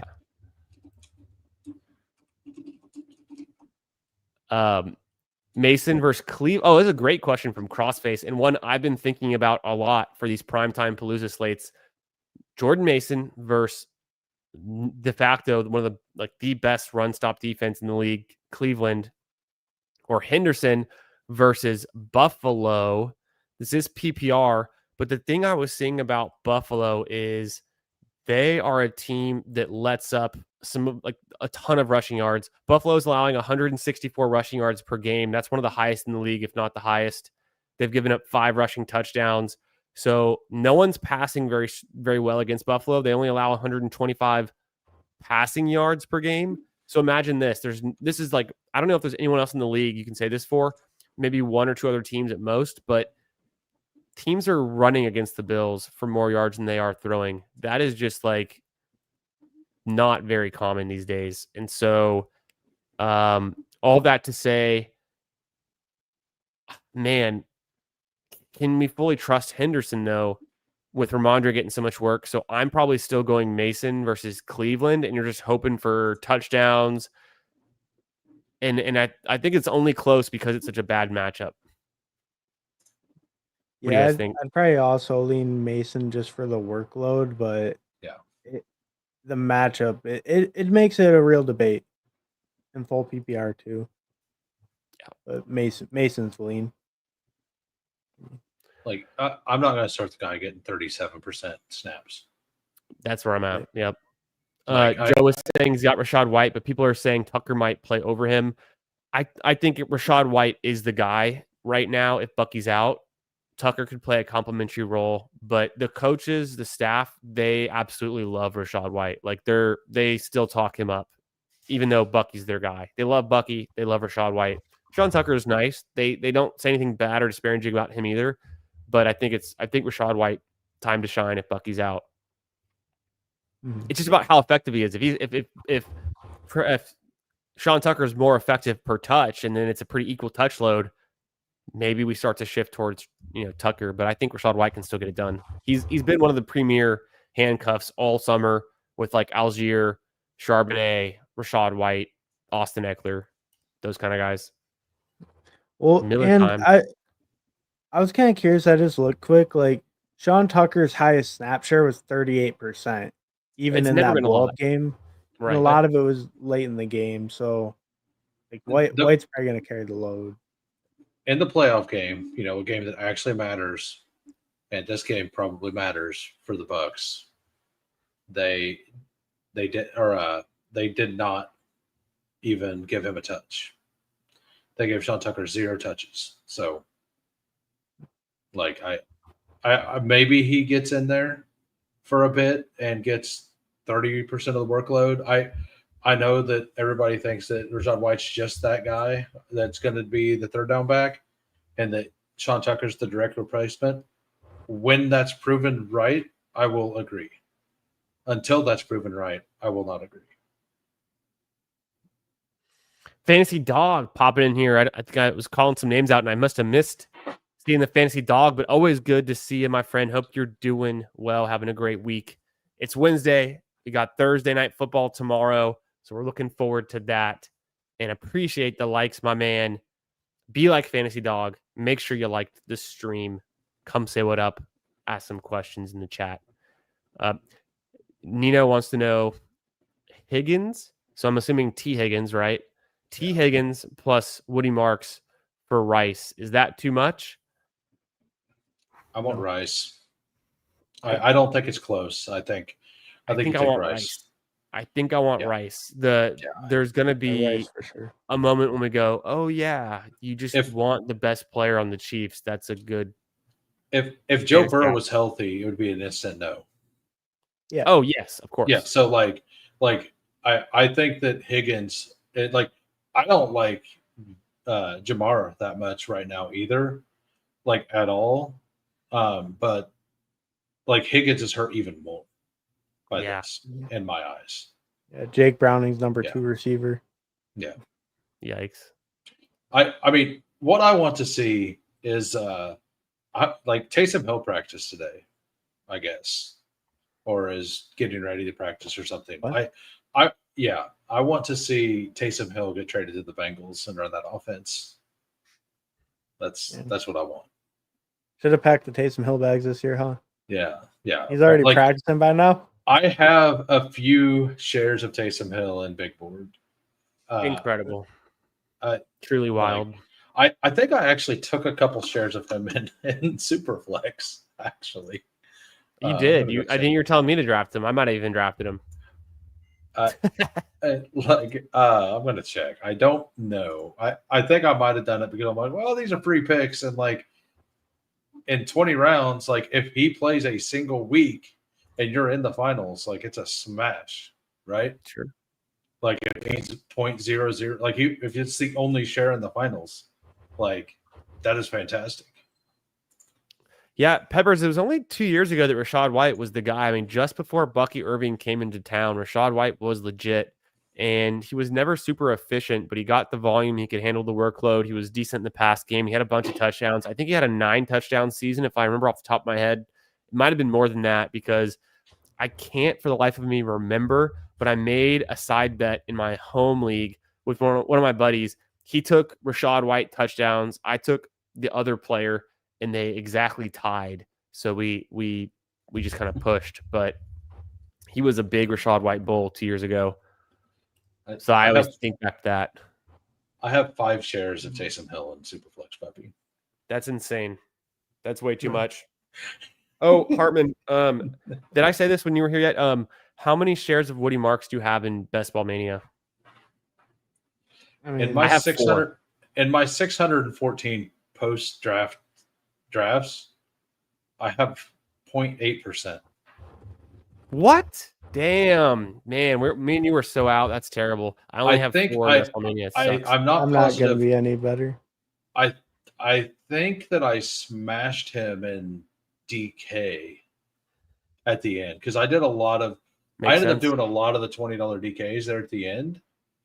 Like I think I got to like 50 of them. Like I did a lot more of those. I did BBMs because of the 20 rounds, and I thought that there were some clear advantages, like Harold Fannin, Woody Marks, all those players were going like around 18, 19, 20. Yeah. And like I took a lot of Menengai and Damian Pierce. Like I took all the non-Chubb guys basically. So I do have a lot more there at least. I have 6 shares of Woody Marks and BBM. And then, but total, we got to do better, Hartman. We got to do better. Hoohames, I expected more out of us. If all three of us were fading Woody Marks, I got onto the Damian Pierce train at the end. Honestly, I have one Damian Pierce. Well, so I was just out on Texans. I was like, it's too close to home. This is looking really bad. Offensive line, yada yada. I was just out on the Texans. I mean, you weren't wrong. I have one a lot of Damian Higgins Pierce too. and Hoohames made He's me all right. pick it. Do what? I have one Damian Pierce. It's one we did together. Nice. Yeah. No, but it made sense. I mean, the bet makes sense. Well, it's about last year in one game. It's about ownership percentage at that point, right? The contest was like 95% filled or something, and he'd been drafted like 5% of the less than 5% of the time. You know, like if he was the job, it's clear leverage. I mean, Damian Pierce, he's still there. He's still there. Injuries happen. Healthy. Yeah. Amari DiMarcado type stuff. Yeah, I was gonna say like the Cardinals would kill to have Damian Pierce right now. I would think so. Like you know who they should the Cardinals should be Cam Akers. Yeah, Cam Akers. I mean, I know this is being a homer, but like the pre-draft Damian Martinez comp was James Conner. There it is. Brad McCoy wants to know, who should I start in my flex? Walker versus Tampa Bay, kind of a tough matchup. Ladd versus Washington, been underwhelming, or Diggs versus Buffalo, where it's one of the toughest, stingiest, defenses to pass against, apparently, is what it looks like. So I'm going to throw this one to Hoohames. It's Diggs. You think so? Yeah. I'm going to throw this one to Hartman. I disagree with Buffalo being stingy on defense. They've allowed 125 passing yards per game. Like, is it just their opponents that sucked? I mean, let's look up. They played the Saints last week. I know that. And the Saints, they played the Ravens, the Jets, the Dolphins, and the Saints. And the Ravens rushed for like 200 and some yards. They didn't need to pass the ball. That is true. It was a lower passing game from Lamar in week 1. The Jets, enough said. But didn't you guys say, though, and the Titans? But they're kind of a run funnel is the deal, right? Because the Saints were really efficient running the ball. Like Kendre Miller even had like 6 yards of carry. Yeah, they had almost 5. Yeah, exactly. They're a run funnel. Right. Yeah, they're a run. Like they can't stop either side. It's the thing. I'm leaning Walker and then Ladd, then Diggs. Oh wait. Oh, see, I'd be Walker's last for me. Yeah, I'd have Walker last also. Really? I'm very scared. Like, just like what you're saying about Buffalo, like the Tampa Bay rushing against is way worse than whatever Buffalo's pass defense is. Yeah, Tampa Bay's way so like Bijan 24 they're just like breaking the chart. Tampa Bay's rushing defense. But haven't you seen the next gen stats, Prime Vision last Thursday, that Walker likes to run at the defensive line and then he turns around and backtracks the exact way he came and then he goes and cuts it outside. So he'll be fine. Mm-hmm. I could have told you that 2 years ago because he's been doing that for years. Like and he's damn good at it. I mean, when he runs the right way, he's one of the best running backs in the league. Did you see that? Do you see that chart though, comparing percent of runs to get 1+ yard, and it was him versus Sharbo. It was like Walker was like 75%, Sharp was like 60. Yeah. Incredible. I'd probably lean Lad though the most, but I am like, just like enough of a slappy to be Diggs' revenge game. Like, okay, that's true I like too. that narrative. But I'd probably lean Lad the most. I'm not willing to give up. Diggs is a great guy. You're though. saying Lad? Whose revenge game is it? No, well, Diggs has a revenge game. Diggs. Stephon Diggs. Diggs is the guy. Diggs. 100%.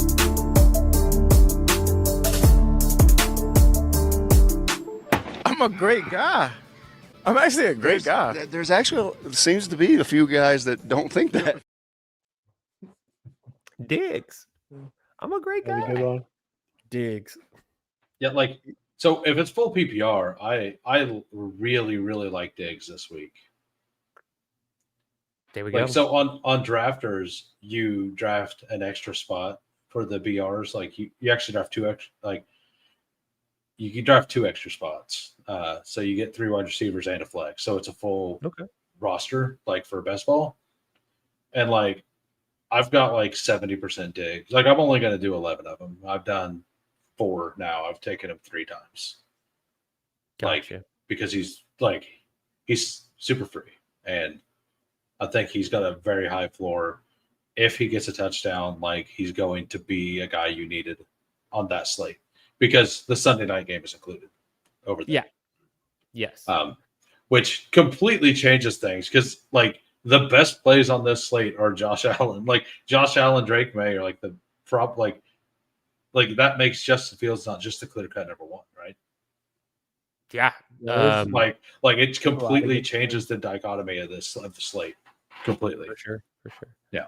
Yay! Shout out. What up, FK Coolers? How we doing tonight, my friend? Thanks for the kind words. Glad you're here. 6th place Wildcat finisher a couple weeks ago. Yeah, that's right. He's killing it, man. Did you hear Pepper Tony got first in the Octopus last week? Oh nice. No. Yeah. No, I must have missed that. I didn't catch that. I can't bring it up because I forgot to do my Octopus last week, so I can't bring it up. Nice. That's nice. That's a nice thing. Shout out. So Brad, there you go. 3 questions or 3 different choices, 3 different answers. So we effectively cancel each other out. You got no help from us, but I hope it helped. I want it to be Lad. The reason I'm not saying Lad is because I actually want it to be Lad because I have a lot of Lad. Okay. And I do think Lad is the biggest boom play of the group, and Diggs is the safe play. Yeah. Hoohames Crispy wants to know what's up with Trayvon Walker and his wrist versus the Chiefs on Monday Night Football. I haven't heard anything about the Trayvon Walker wrist injury, but like, so the Jaguars, they have 13. They forced 13 turnovers this year. They're killing it. They're a great defense. I mean, actually, Hartman and I have the Jags defense in our FFPC Gorilla, so we have to start defense every week. And we started the Jags last week, and it was a nice little start there. So I didn't fade CMC last week, but I like semi faded him mostly because I thought Bijan was the better pick. And I thought Puka was a better pick, and both of those were right.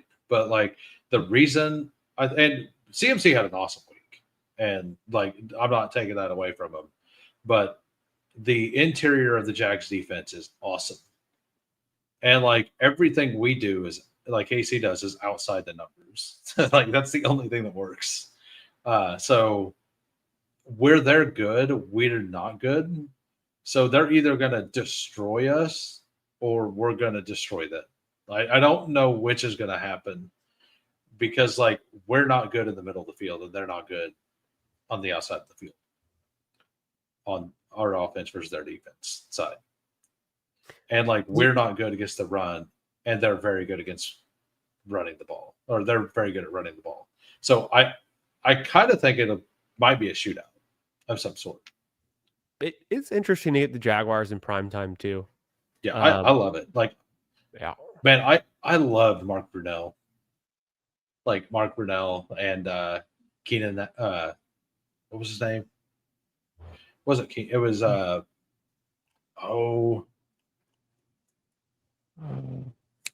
you know who I'm talking about. But it was the wide receiver. They had this awesome wide receiver back then.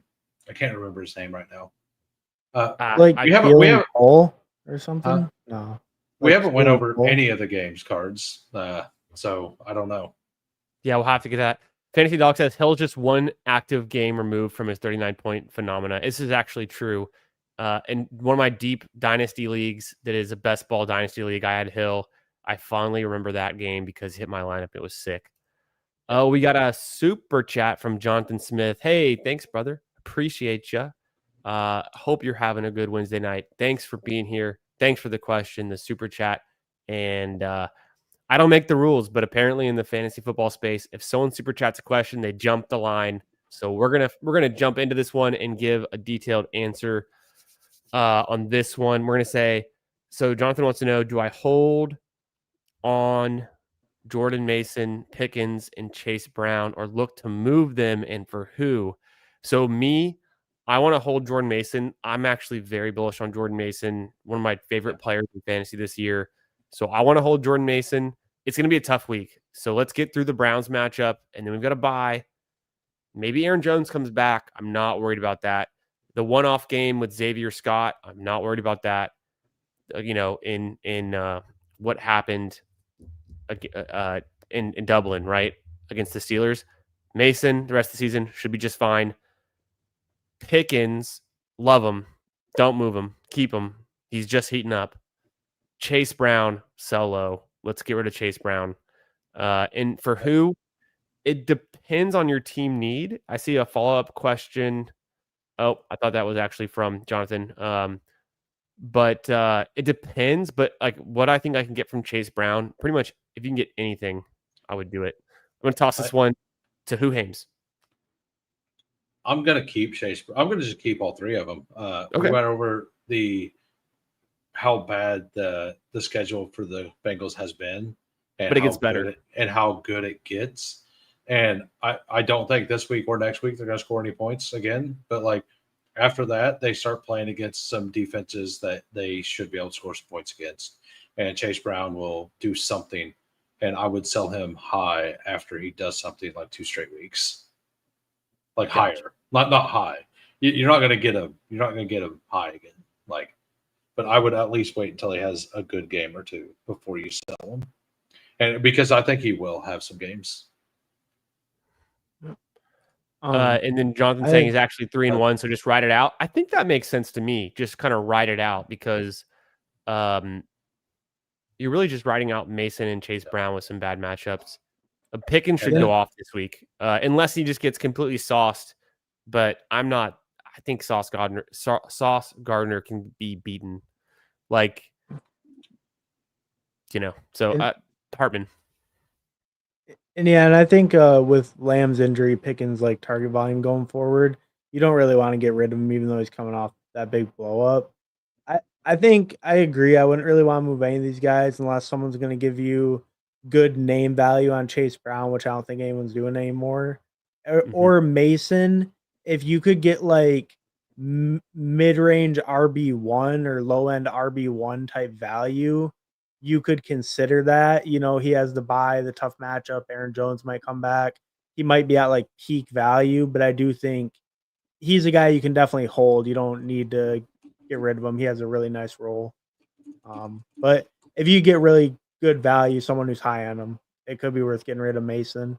I think if you can get like RB1 tier value. Very fair. Great responses. And I think we solved that one. We tackled that one. Yeah. I think the last thing I'd say about Pickens is I want to be starting him as much as I can after what we just saw. Yeah. Fantasy Dog coming in with the $5, just showing support. Appreciate all three you guys. My man. So kind. Always with the comments and the likes and showing support with the super chats. Thanks for being here, Fantasy Dog. Hope you're having a great week, man. Hope your fantasy teams are looking pretty good. and let's get that W in week 5. So let us know if you got any questions, sit start, anything like that, waivers, what you got going on. But appreciate you being here. Appreciate the support as always. Thank you, my man. That NWI is about to start pulling through for Fantasy Dog. Yeah, he really is. That's a deep cut right there. That's man. Yeah, that was the first thing I thought of this today whenever I woke up. I was like, man, Fantasy Dog and his 49%. I think it's 49% NWI is like cooking now. That's so funny. So true. Man, I almost thought it could happen even last week before the Tyreek Hill injury. I was looking for a scroll down in the primetime Palooza, and I was like, is it NWI time? And I didn't get there. I think I got there once, but I drafted a bunch last week. But I was like, I started to think about it. Now it's become like almost a reality. Yeah. This snap share probably gonna be pretty good. Most underrated player right now that can win leagues, I would say, just kind of going off of the fly right now, I would say it's Cam Scatterboo, or I would say David Montgomery's a little bit underrated for his ability to hit touchdowns and put up big weeks. David Montgomery had a week that outscored Gibbs. So, I want to talk about their highest game, right? So while we're talking about Montgomery real quick, if I were you, I would place some sort of bet on David Montgomery touchdown today. So Dan Campbell's all about the locker room and loves his team and all that, right? Will do whatever he can for him. Or bite your kneecaps off. So David Montgomery grew up in Cincinnati. I heard this. Yeah. And his sister got into a really bad car wreck and can't walk, right? Did Pathology say this? Well, he said this on the K Adams show. Oh, he said it. Wow. Yeah. Okay. And so I believe this is the first time that she's going to have a chance to watch him play in the pros. Oh my gosh. Wow. So I think you're telling me the K Adams that show. I know Mathology had heard it, and I was listening to Neil's stream earlier today, and he had mentioned it at one point. Yeah. So you're telling me that this guy who Dan Campbell loves gets to play at his home state, his hometown, and against a team that is horrible on defense, and that he's not going to force a touchdown to David Montgomery. Oh yeah, the Bengals are going to give up. It feels like the most free thing. I wouldn't go betting a house on it, but I'd put at the garage. I'd bet 3-4 units on it. There we go. I like that. I maybe I'm wrong, but it just feels like this is something that Dan Campbell is going. If this was an Andy Reid situation, that he would try to get that guy the touchdown. And Dan Campbell is absolutely tied in like that as well to his team. So true. We were talking about the Ken Walker flex option. Ken Walker gets shut down by Tampa. Yeah. I think there's a good chance that happening. I think so. It could happen. Diggs and Hunter Henry will cause a lot of trouble on the Diggs on the Bills. Yes, sir. I followed you. Even before I saw your comment, Bills, I knew exactly what you were saying. The Bucks stopped Barkley, Bijan. They have one of the best defenses. Yeah, this is good intel. We're all learning. Okay. I think I'm like the last one of the party here to figure this part out. It's I knew it was a tough defense, but I think back to what you just said about the Saquon and the Bijan matchups, and that's really good points there. The last comment has the actual stuff. So I didn't know the full story. It's the first time since the accident that she'll be there. Wow. So what's up, still, same kind of narrative, right? So yeah, I mean, awesome. It's everybody fell in love with Jack Besh because of his brother, right? It's that kind of story. So yeah. Hey, Charles Nelson, what's up, brother? You're the GOAT. Thanks for being here. Good to see you. We got Andrew in here, of course. Jonathan, thank you. Fantasy Dog, thank you. Go AZ Cards. We're scrolling through. Where were we? You're talking about. I'd go ladder Diggs. Yeah, Diggs and May. Yeah, I think we hammered that one home. We had some really good takes on that one. So I guess I've come around. I think I I would lean either going Ladd or Diggs over Ken Walker. I've come around to it. You guys have convinced me. The dream team, yeah, appreciate it, my man. Like Diggs, because Ladd disappointed me so many times. It's tough. I mean, right? And Joe Alt going to be out, so that's not going to help. Right. And Drake May is one of those that I think could be an underrated league winner right now. Like he's starting to really heat up. And he's starting to really get into that offense. They're starting to figure out what he's good at. The wide receiver, like Diggs is actually emerging. Like, so he's going to have a wide receiver 1. Hunter Henry has already emerged. You hate the running game, but it works. It sucks as a fantasy player, but like what they're doing works on offense. So right. That's all they care about. Fantasy Dog wants to know, in my redraft with Jackson, I'm picking up with Lamar Jackson. I'm picking up Darnold over Tua, Browning, Trevor Lawrence, Jackson Dart, Rattler, or Geno Smith. Am I stupid? I think Darnold's fine, but I'm probably actually leaning. We just saw Tua lose Tyreek Hill. That kind of hurts. I'm probably leaning T-Law or Dart, I think, right? I'm Darnold or Dart. I'd be Dart probably. Yeah, I think a Dart's the right answer. Okay, because the rushing upside Dart. The rushing, the rushing lost neighbors, but at the same time, he's going to win with his legs. So that was never the thesis. He's got the RB1 of the league, Manny McCaffrey. Yeah. Undervalued Scattaboo. That's my guy too. I guess he's not really a Manny appreciate McCaffrey. He's a short McCaffrey, a short and thick McCaffrey. As soon as I saw Diggs on that boat, I just knew artistically I had a vision. I knew it had to be done. I had to connect the dots. The previous best Diggs, clip of all time in the memes with the future, boat. I don't know about you, but I just feel like Diggs' career is going to end exactly like Antonio Brown's, with him with his shirt off walking out of the stadium.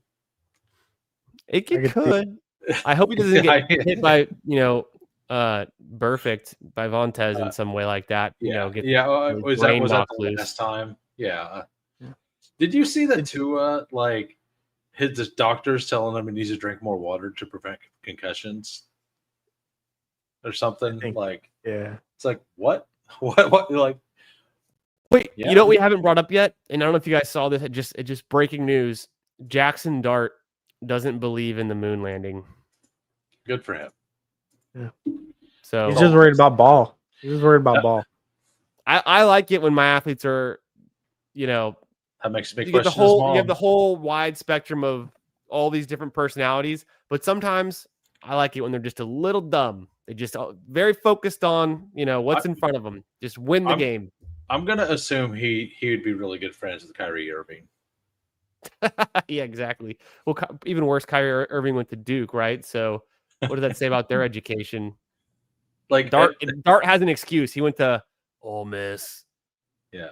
Did you guys see the stuff with Diggs' stylist, his former stylist? And no. Oh no.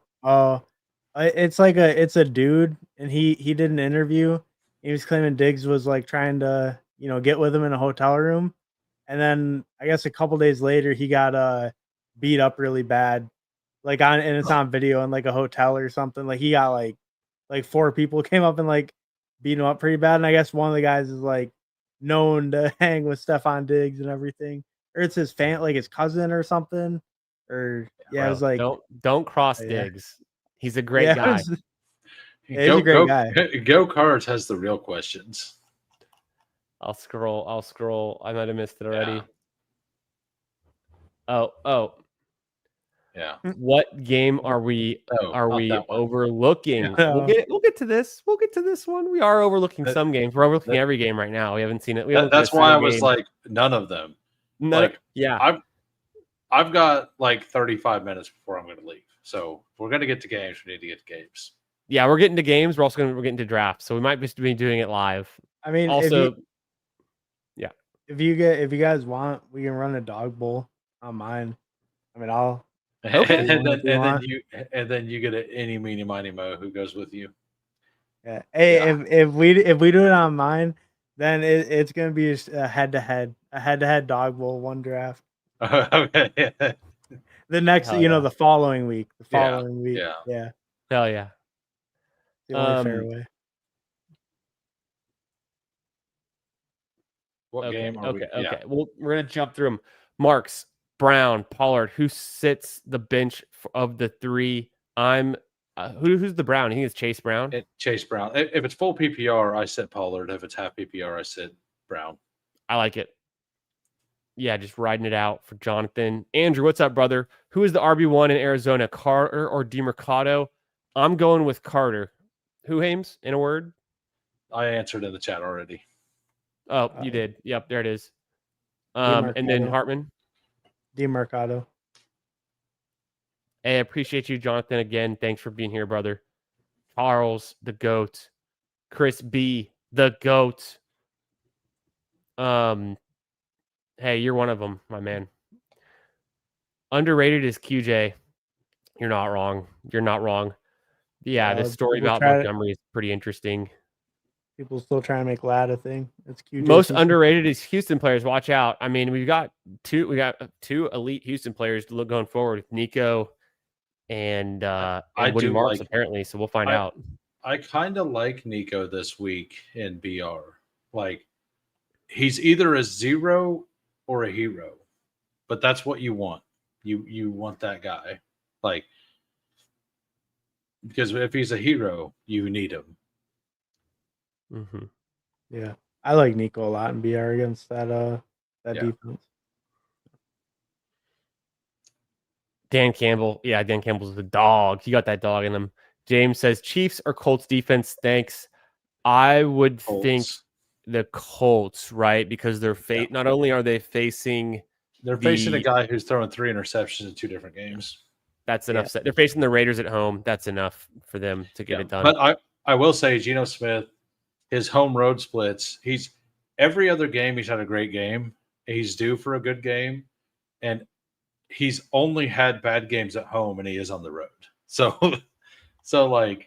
but I think that's just more of an anomaly. Yeah, because historically he's like a home field kind of merchant, right? Not merchant, but like he's significantly better. I mean, I think everybody that plays in Seattle's that way. That's probably true. Was this the screenshot that I saw? Was the best ball data muse? I saw some screenshots of I think it was Gritty who was posting his. Is that what that was from? Do you guys know? Oh yeah. I'm just not used to seeing the whole name typed out. VBMDB, right? No. It's I thought it was something different. No, there's another one that they basically grade out like how good your portfolio was drafted based on what the results are now and stuff like that. I don't know what it's called, but I've seen it. If you I don't know if this is the same thing, but Gritty had posted on his Twitter 4 screenshots of his, and obviously his advance rate right now is 35% or 40% or whatever it is. Yeah, he's got 60% QJ? Yeah, probably. Yeah, so I mean, if you're not advancing a QJ team, you drafted somebody out for the season. That's bro. I'll have to go look. I don't think I have enough QJ. I think I only had I had a 12 or 10 or 8. I had 6.7%, and I was the one telling people that he was a good pick. Yikes. So I had 10%, but when KLS started looking decent and he fell to the end, I took him. I thought I was taking him more than I was, is what was going on. Hey, not so silent. What's up, Anthony? Hey guys, found the channel the other night during a late night live stream. Well, they tend to go late. You know how it is. Definitely enjoying the content. Appreciate you. Make sure you guys are also subscribed to Hoohames and to Hartman's YouTube channels. Links in the description. If you're new to the channel, I've been drafting with Hartman and Hoohames all summer long. We've been talking ball, in the chats even before last spring, we're all talking ball, and then we did a bunch of live streams together all summer. So very sharp guys. Make sure you're following these two because you won't regret it. Get a lot of good Question intel. about your picture, real quick. Is that from a Monty Python movie? Oh! It's about me. I was like, what picture? It's like, what are you talking about? From Anthony. That it could be right. That's it's only a flesh wound. Is that guy or no? It's well, no, that would be that was the Black Knight. He'd be wearing right. black It'd be the armor. scene. That was the guy. Yeah. It'd be I a think that's scene that from. I think the Holy it's Grail. that scene of him doing that, but it's the beginning. It could be. I mean, there was a point where I'd seen that movie like 6 times. I still have I have that movie on VHS sitting around my house. I don't have a way to play it, but I have it on VHS.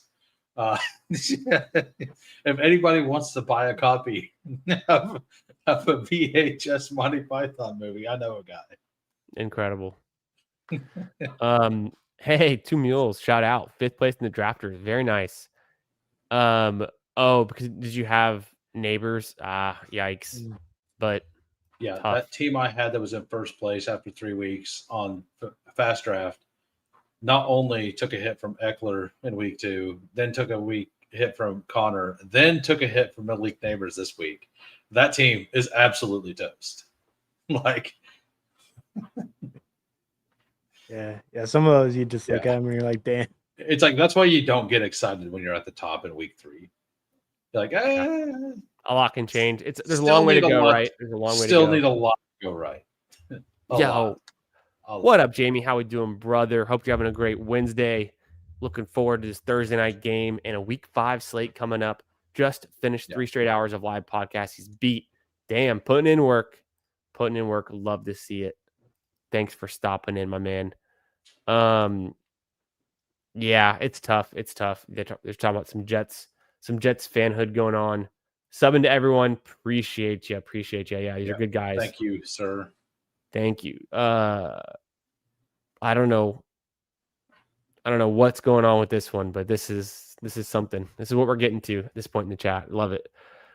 Oh, you're just saying Best Ball Mania database. Yeah, BBMDB. Oh no, and okay, no, you're right. Yeah, and Data Muse, 2 different things, right? Yeah. I didn't know. Yeah. I wasn't aware. Hartman didn't know? Oh man, this guy claims to be, a chat rat in the streets. I'm a BBMDB loyal truther. I mean, it's practically my homepage at this point. Every season it has been since it's come into existence. I try not to look too much. It's way too early. It's still way too early. And that guy on Twitter. Yeah, I love that it's just a better version of looking at your teams than the actual app itself. Yeah, they need to. It's like the most hilarious possible thing because in this off season, they continually said that they're going to make everything way easier to look up on their site, and the live results are going to be way better. And they are better. They are better. They are. It's we talked about this before, so but when you see the I forget what it was. At some point, they publicly released some part of like their revenue stream. Underdog did. I don't know what was going on, but this is a few years ago, and this is when Pick'ems was still new. Pick'ems was such a big part of their revenue. It was they were projecting it to be so much bigger than their draft games that they made a conscious decision like 2 years ago that they would essentially not invest any money in draft games. They're going to solely go after Pick'ems and acquiring new users because that's where all the money is. So we're literally going to get hosed. They're never going to care about draft games. They're just going to move on to Pick'ems, and apparently they're going to start getting into being more of a sports book and doing the whole markets with like but they said that was 2 years ago, and then this year they actually hired a bunch of people specifically for draft games because I think they realized they did do some. They did, and then Nick Rudman came on to Badge Bros and was hyping up all these advancements, and we only saw so few of them. So I don't know. Like they added, like they did they actually did marketing this year. Like they did promos. They never done promos before. Like I think that they know that the draft games is probably one of the easier ways to get new people in. So I'm also being hypercritical because like anyone who uses Underdog site every single day, like we do, like we're just the hypercritical ones, but we love it. We love Underdog. Yeah. I think where it's like a little bit annoying is like, yeah, like some stuff like the Eliminator, stuff like that. Like it is such a pain, especially early on, to try to look through your matchups and everything. Where Just like wait the 2 weeks. BBMDB Wait does 2 it weeks, Like- and it won't be such a pain. Or- My like- question is like Sorry, all go those ahead, teams Hartman. for Eliminator and all that stuff. Like, why does it create its brand new lobby and now I can't see my team name? Yeah, no, of course, yeah. Put my team Oh. name there. That's the biggest problem. Like, why does it remove the team name? Or I wish in it had like the quarters remaining, like DraftKings does.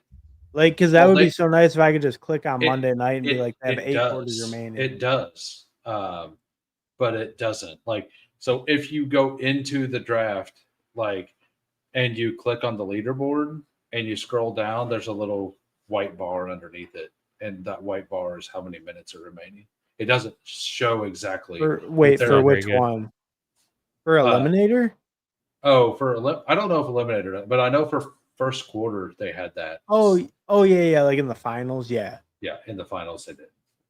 Yeah. Yeah. Like any of the head-to-head or like the pods or anything too, when it was like the first quarter pods of 5 or something.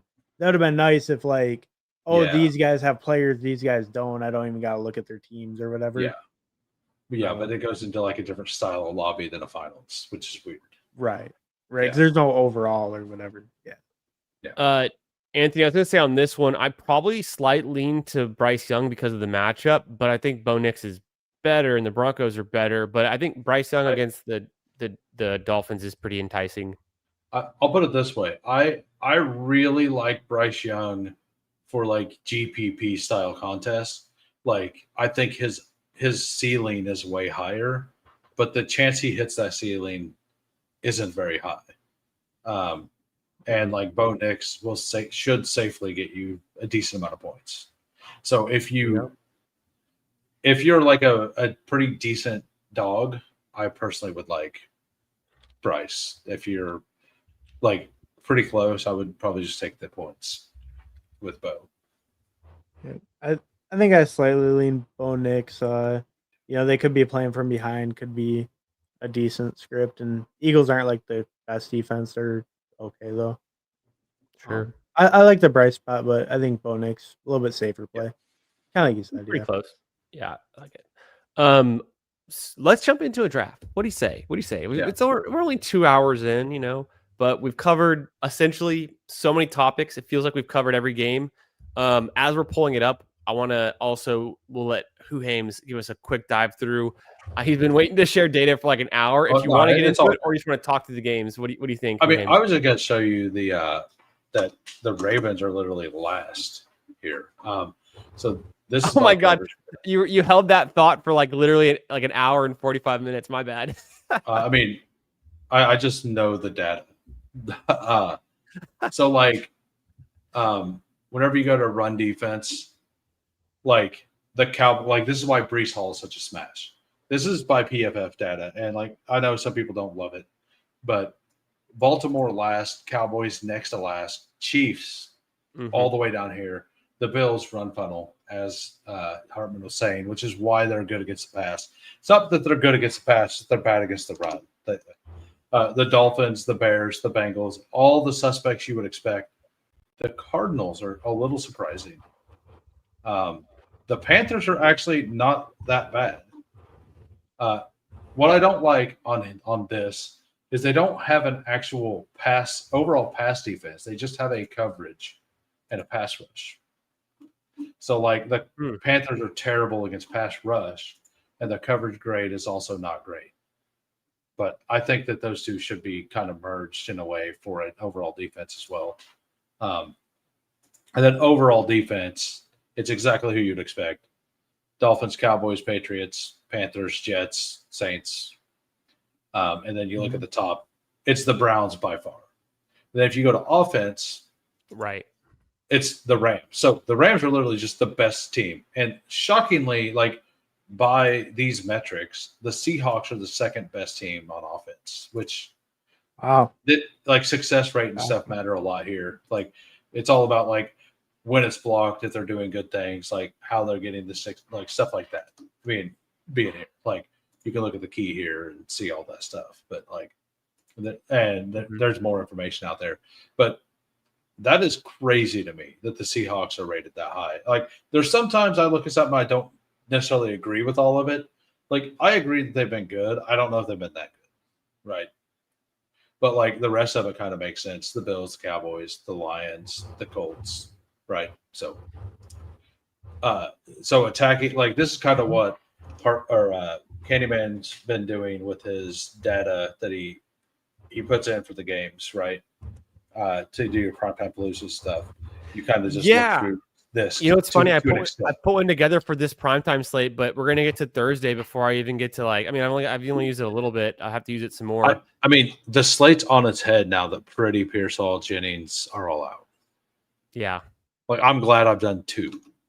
Like I'd be pretty upset if I'd done multiple. Honestly, like I'd be pretty upset about it. So I'm glad that I haven't. Kansas City in the middle, Chicago kind of in the middle on overall offense. If you go to just passing, it's Seattle number 3, and that's all JSN. Like this is literally just all JSN.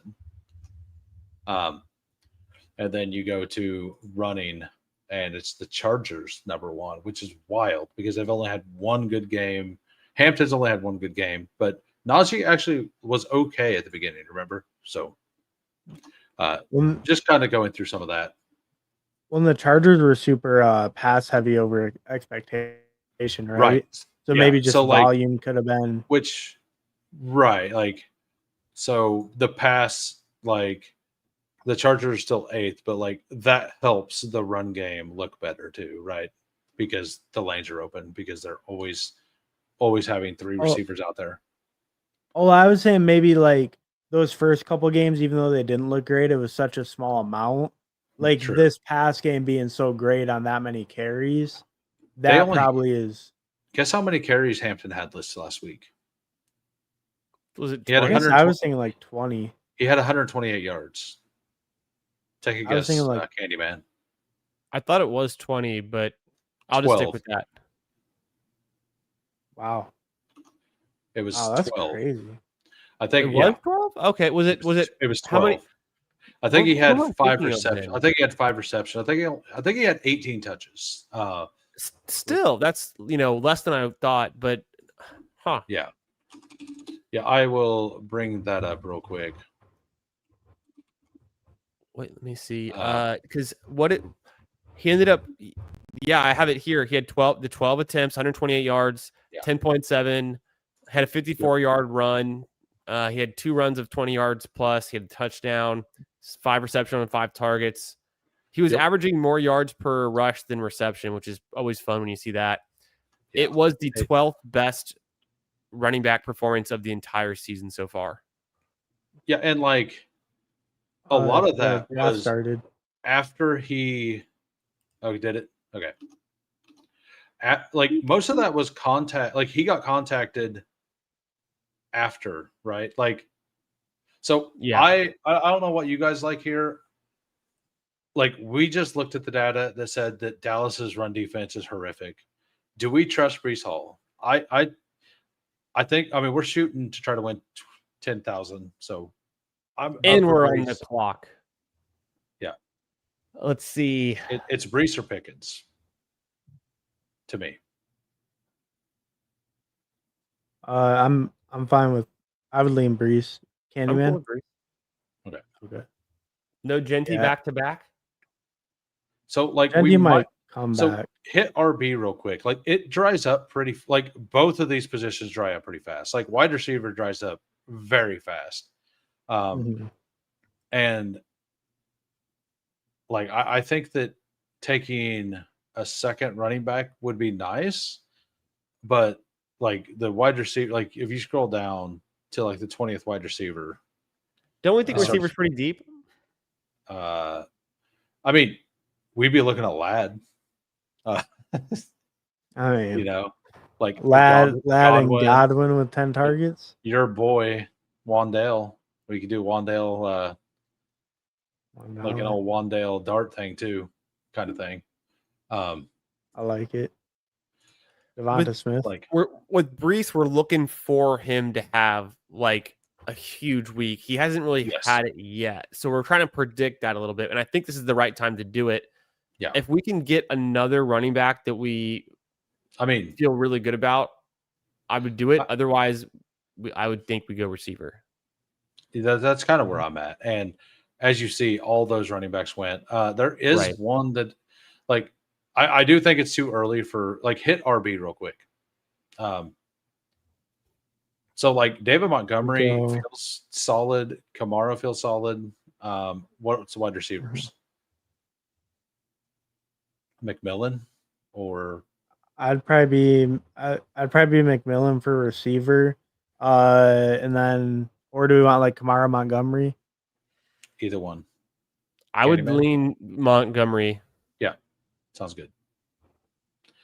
Yeah. And then, like, I do think you want a piece, like, if you can, from that game. Like, it's very unlikely that the Lions don't score 35. Yeah. Thanks for the draft. draft, I mean, it feels like oh, there he is. He was switching us around. I thought he removed you completely, but then you started talking and your face wasn't there, and I was completely confused. I mean, Brees Hall, David Montgomery. I could still pawn this off as my own team. That looks like a team I'd build. Yeah, we would never know the difference. Quick question: do you think this view is better, or where we just had it, where it was just like the basic down here? I think that either one's fine. I like the one on the side. I think the 3 on the side is the one that looks the best. Like this? Yeah. Okay. It gets a little small, but it is. But you have the background. Like, the background helps us out. Like, the reason I don't use it is because I don't have backgrounds. Is it okay for that? Can you read the, like, you guys can see the names? Yeah. All right. If I put it on the correct monitor, I will be able to. Oh, there we go. So the wide receivers that come back are going to be pretty ugly because it's going to be like underneath the ones that are drafted all the time. So, like, you can hope for like a Debo. What do you guys think of Marvin Harrison this week against Tennessee? After the second half breakout, we've seen him smash in a single half before and then fail. He did just smash in another single half, but it kind of looks promising. He at least gets to celebrate the entire week. Like, just in general, like, I'm not saying for this team, but in general, what do you think of Harrison this week? I think it's fine. I'm not super crazy about the Cardinals in general, but it is obviously the matchup is a big piece of it. So I think it's totally like a play. Like I think it's a plus matchup. He's playable. He's definitely like a target. Yeah, I'm taking him some. Is kind of where I'm at. Like I'm gonna have like 6%. Is kind of where I'm like. I don't want 0 Harrison. Like I as the Cardinals fan, obviously still mad the MHA sucks. But, like, what else do you have? It's McBride, it's Harrison. Like, it's probably not DeMarcado. I don't think it's one of the running backs. I just worry a little if, like, kind of like you said, that first half it goes good and then he doesn't really pay off. Like, if the Titans can't come back from the hole and then Arizona just goes on cruise control, right? Yeah, but I mean, he had 20-some points in a quarter. Like, that one. The one game that will always be the legend of MHJ after he busts. Like, it'll be the one quarter that he had. Remember that one quarter that MHA had? Remember that one quarter? True. He looked like Marvin Harrison Sr. for one quarter. Yeah. So let's look at the wide receivers that are available. I mean, do we want to go late QB? Is that kind of our approach with 2 running backs so far, and just kind of see what comes available later? We could We could take Jaden Daniels and see if either is Debo went yet. Debo just went. Yeah. Oh yeah, he just went. Yeah. But if you take him, it You kind can of take forces Jaden you- Daniels unstacked and not worry about it. Yeah. Jaden Daniels just went. Okay. We Right. could go Hurts. We could go Hurts with a stack. Oh, I- against Denver though. Who are the Yeah. other? I just want to see the QBs on the slate real quick in this view. Like yeah. And then Bryce is underneath it. Baker's down there. Bo Nix. I don't like, hate Daniel Jones. I don't hate. Stroud. Is Sutton available? I think he was. Do you like Sutton? Do you like Keenan Allen? Do you like Ladd? We could just Harrison. I'm fine with any of those, or even Pittman. Candyman, 10 seconds. We just talked about Marvin Harrison. Do we want to go him? Do we want to go Ladd or? Yeah, any of them. Hartman, make your choice. I'm cool with Ladd. All right, yeah. I'm still We'll believe in him one last time. I'm not done being hurt. Believe, because the thing about Ladd is if he does pay off, we're getting a receiver that we know can be, a top guy in a week, and we got him in the 3rd round. And I mean, no one's gonna feel better if they hit than Ladd does. I mean, after all this QJ nonsense, I'm kind of to the point to where like I'm okay fading Ladd to an extent. Like I'm going to take some, but I have so many in my best ball bags. If I lose the BR slate, like great, like because I had like 13% Ladd, so I'm at that point to where I don't want to keep chasing it like all the way up. Yeah, that makes sense. Yeah. Because like my overall portfolio does matter. I kind of put that into it as well. So do we want to just take Herbert here? Do you think he comes back around, or is there a Keenan Allen team that's gonna? I mean, he's the next quarterback. Herbert's the QB, the next QB. Right. It's either that. How the round, I guess the rest of the round feels. It's either I that feel like or in we this just format you do want to push QB a little bit. Well, like you do. I do too. I do because too. like this is dog bowl, so like they're gonna one of them will probably take them. Yeah. Did Keenan Allen go? Well, this guy has QJ at the. Okay, it was QJ actually that. I think we don't force the stack. I think we keep taking the skill position players, and that guy's building it out. There's zero way that he comes back. What about tight end? Is there anyone there we need to get? No, not really. These are the top dogs, so not really. Godwin is interesting to me. We can't. Olave, like 3 seconds. Godwin, whoever you want. Godwin. Okay, you guys both said Godwin. So like that opens us up. Oh, we can go Baker too late. Yeah. There's another play I don't mind. I will type it in the and based on what we said at the very, very beginning, I don't know if Hartman was even here.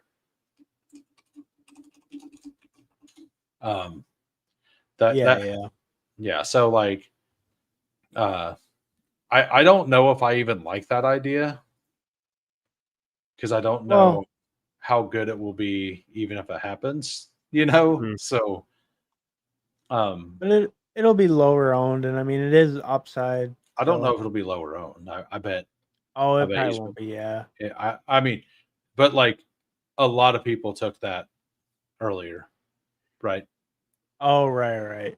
Yeah. So like it'll probably be lower owned with the people we have. Right. Because right. I'm sure if anybody's in the anybody who's paid attention this week, they know who we're talking about by now. But like they started as a 1st or 2nd round pick. So yeah, and they fell all the way down. So is anyone in the draft room with us? I didn't actually read the I don't names. know. Go AZ Cards is right next. Oh, to classic. He said he was in, right? But they're the pick after. Yeah. So there may Line be of scrimmage. I don't know. Were they in the chat? I don't know if they are, but Charlie's super sharp. Charlie's going to do whatever's best for his team, and I'm pretty sure he's on that same plan because he just took Zay Flowers. Yeah. Right. So, Like I think that's his plan. And like I said, Herbert wasn't coming back because that guy's built out that game stack. I love that team. Like that team feels so good. Yeah. Yeah. It Nice. really, really does. Still doesn't Question- feel right seeing QJ there, but it I know, probably is right? It's Yeah. wild. Question from the chat here. Jelly of the Month says he's down some wide receivers. How should he prioritize these wide receivers in PPR for week 5 waivers? He's got Manor, Slayton, Malik, Washington. That's kind of the order I'm thinking. But maybe I put Malik Washington ahead of Slayton. I'm pretty out on Slayton. Yeah, I'd probably agree the order that he wrote it. Manor, Yeah, then Slayton, then Malik. I think that's the right order as well. Manor's got two or three touchdowns already. Like their offense has so there is a complete implosion risk there. Like Then we already hit it. They scored 0. Yeah, but yeah, they're gonna fire their coach, which is going to get rid of their offensive line coordinator, and their offensive line can't do anything. So, and that's why I was in on the Titans. They went out in the offseason and got a whole bunch of guys who were supposed to be good at the offensive line that have graded in past seasons good at the offensive line. Their first round pick that they took last year has been out, JC Latham. So like the line kind of fell apart a little bit there. But no other team that's lost one offensive lineman has not been able to block a single person throughout the entire line. All right, so let's look at let's look at what we got. We need tight end and QB. Right. I think after us, none of them have QB. One of them has a tight end. So we either take the stack or naked dart. So do you Lamar is there? We could do there. Lamar. You could do Baker, and we could do naked dart. I'm fine with all 3. How many teams don't have quarterbacks in our draft? The 3 after us don't have a quarterback. 2 of them don't have a tight end. But like even I'm gonna go Lamar here. I'm thinking, but then I'm just saying because like if we late swap, how many other people are gonna be swapping? Oh, there's one other team didn't have a QB. So it's 4 teams don't have a QB. So what are the odds that Baker goes? Yeah, like Baker may not go. Yeah, Baker will probably just not go. And like you can always go one of Dart or Baker might be available, and then we can have them as our top ranked swap at QB. Yeah, exactly. He's gonna take Kyler, I'd imagine. And then is Mark Andrews still out there? I think he's gone, but I'm a little bit afraid to go. I mean, I know it's like he's there. we saw a big week, but can you do the drop down of Mark Andrews? I just want to visualize it again in my head, like what we're working with here. Just 8 the range targets, 7 catches, 30 yards, no touchdown. Okay, I'm back in. I think we would stack him if he's there. 7 catches, yeah. I mean, I'm fine just taking Mason Taylor too. Like him. That's for me. It's kind of tough to get to Mason Taylor or Theo Johnson. With Waller, we worry it's a one-hit wonder, but now Tyreek Hill's out. So Andrews went. I'm a slight lean to Waller against Carolina, but is that stupid just chasing it? What do you guys think? We could do that. That's fine. All right. Yeah, I like Waller or Taylor. Well, Tua doesn't get drafted either, right? No, probably not. He couldn't. It's a second swap option that we could discuss as well. Yeah, it's probably a better swap option, honestly, because it'll be lower owned. Like it'll be a lot lower owned with Waller probably, and it's a much worse defense. Oh my gosh, I'm so glad we didn't go Mason Taylor. We've got Brees, and like there's only so many receiving yards to go around, receiving touchdowns to go around, total touchdowns. Although, like we saw, Fields have a pretty decent passing game against, the Dolphins last week, and maybe he can have a nice game against the Cowboys. I still think in this, I don't know. I'm torn between tight end and running back typically is something you can team stack, and it's not super, negatively correlated. But at the same time, when there's the player pool is this deep on a main slate, I feel like I do want to spread it out a little bit more. Yeah, JETS Jets, baby. Well, at the same I time, mean- we got Chris B super fan in here, so Jets super fan. You know, Cowboys defense can't stop anything. So like I think there's just points to go around. I actually built a like more than one Fields, Brees, Garrett Wilson. Like it may be stupid, but like BR slates. Or like I've actually double stacked Fields with Mason Taylor. Like because the floor like I was saying, you need to get to like 15 points at tight end. Like I think that's doable with Fields throwing 3 touchdowns, 2 to Wilson, 1 to Taylor, and that working. I'm not saying it's the best thing you could do. I do think it's smarter to go with a different tight end there, but yeah, I think yeah. everything you said there is, I mean, like the Dallas Very defense doesn't like to stop people. true. They like to let people score. They have Dallas, to your point, has been in game environments where you just want pieces of those games because they're shootouts. At the same time, it's like, you know, there's just so many options. The hard part is trusting Fields to like not just run the ball over and over again, right? Like, and that's the whole thesis there. Like, he can pass the ball, and he's looked better passing the ball than he has previously. Like, which isn't saying a lot, but when like you watch the Jets game, it's just the announcers, all they talk about is why isn't he throwing the ball to Garrett Wilson more? Why isn't he throwing the ball more? He throws it 36% of the time. They just don't throw the ball because they don't need to throw the ball right now. Like they probably could have thrown the ball more against the Dolphins, but the problem with them, like they should have dominated that game. The reason they didn't dominate that game was offensive line penalties. There's a lot of pre-snap penalties that got them into bad situations. So like, if that stays the same, like they're probably going to have to pass more, which is kind of why Mason Taylor had the 60-some yards. So like the game script of the double stack kind of makes some sense. I don't love it. Like I'm not saying I'm going to do it over and over again, but I do think that the double, especially in dog bowl, like I think that a double stack Garrett Wilson, Mason Taylor with Fields could make sense. Mm-hmm. The problem is if you take Garrett Wilson, Fields, your running backs are going to be Tony Pollard, Kenneth Walker, and then you have no chance. I need baby Kenneth Walker. I like going running back early there. Yeah. We'll catch you later. Go AZ Cards. Thanks for hanging out with us tonight. Thanks for drafting with us. I was curious, where did Fields go in this one? I didn't quite catch it when it happened. End of the second. He goes in the middle to the end of second. Almost there everyone. It is. Okay, I just didn't remember, but I knew it was there. It is right next to QJ. Makes total sense. Yeah, I think going naked Lamar there makes a lot of sense, and swapping out. Like most likely we swap out. Like that's perfectly fine. Mm-hmm. Worst case scenario, he plays one quarter and then calls it quits, and we can't swap and just. But I think he either plays or doesn't, so we'll be fine. Also, it just feels like for a QB. Time, so. Yeah. Yeah. No, I like it. I feel pretty happy with that. I like starting the double RB builds, and then, you know, I'm not ready to quit Lad quite yet.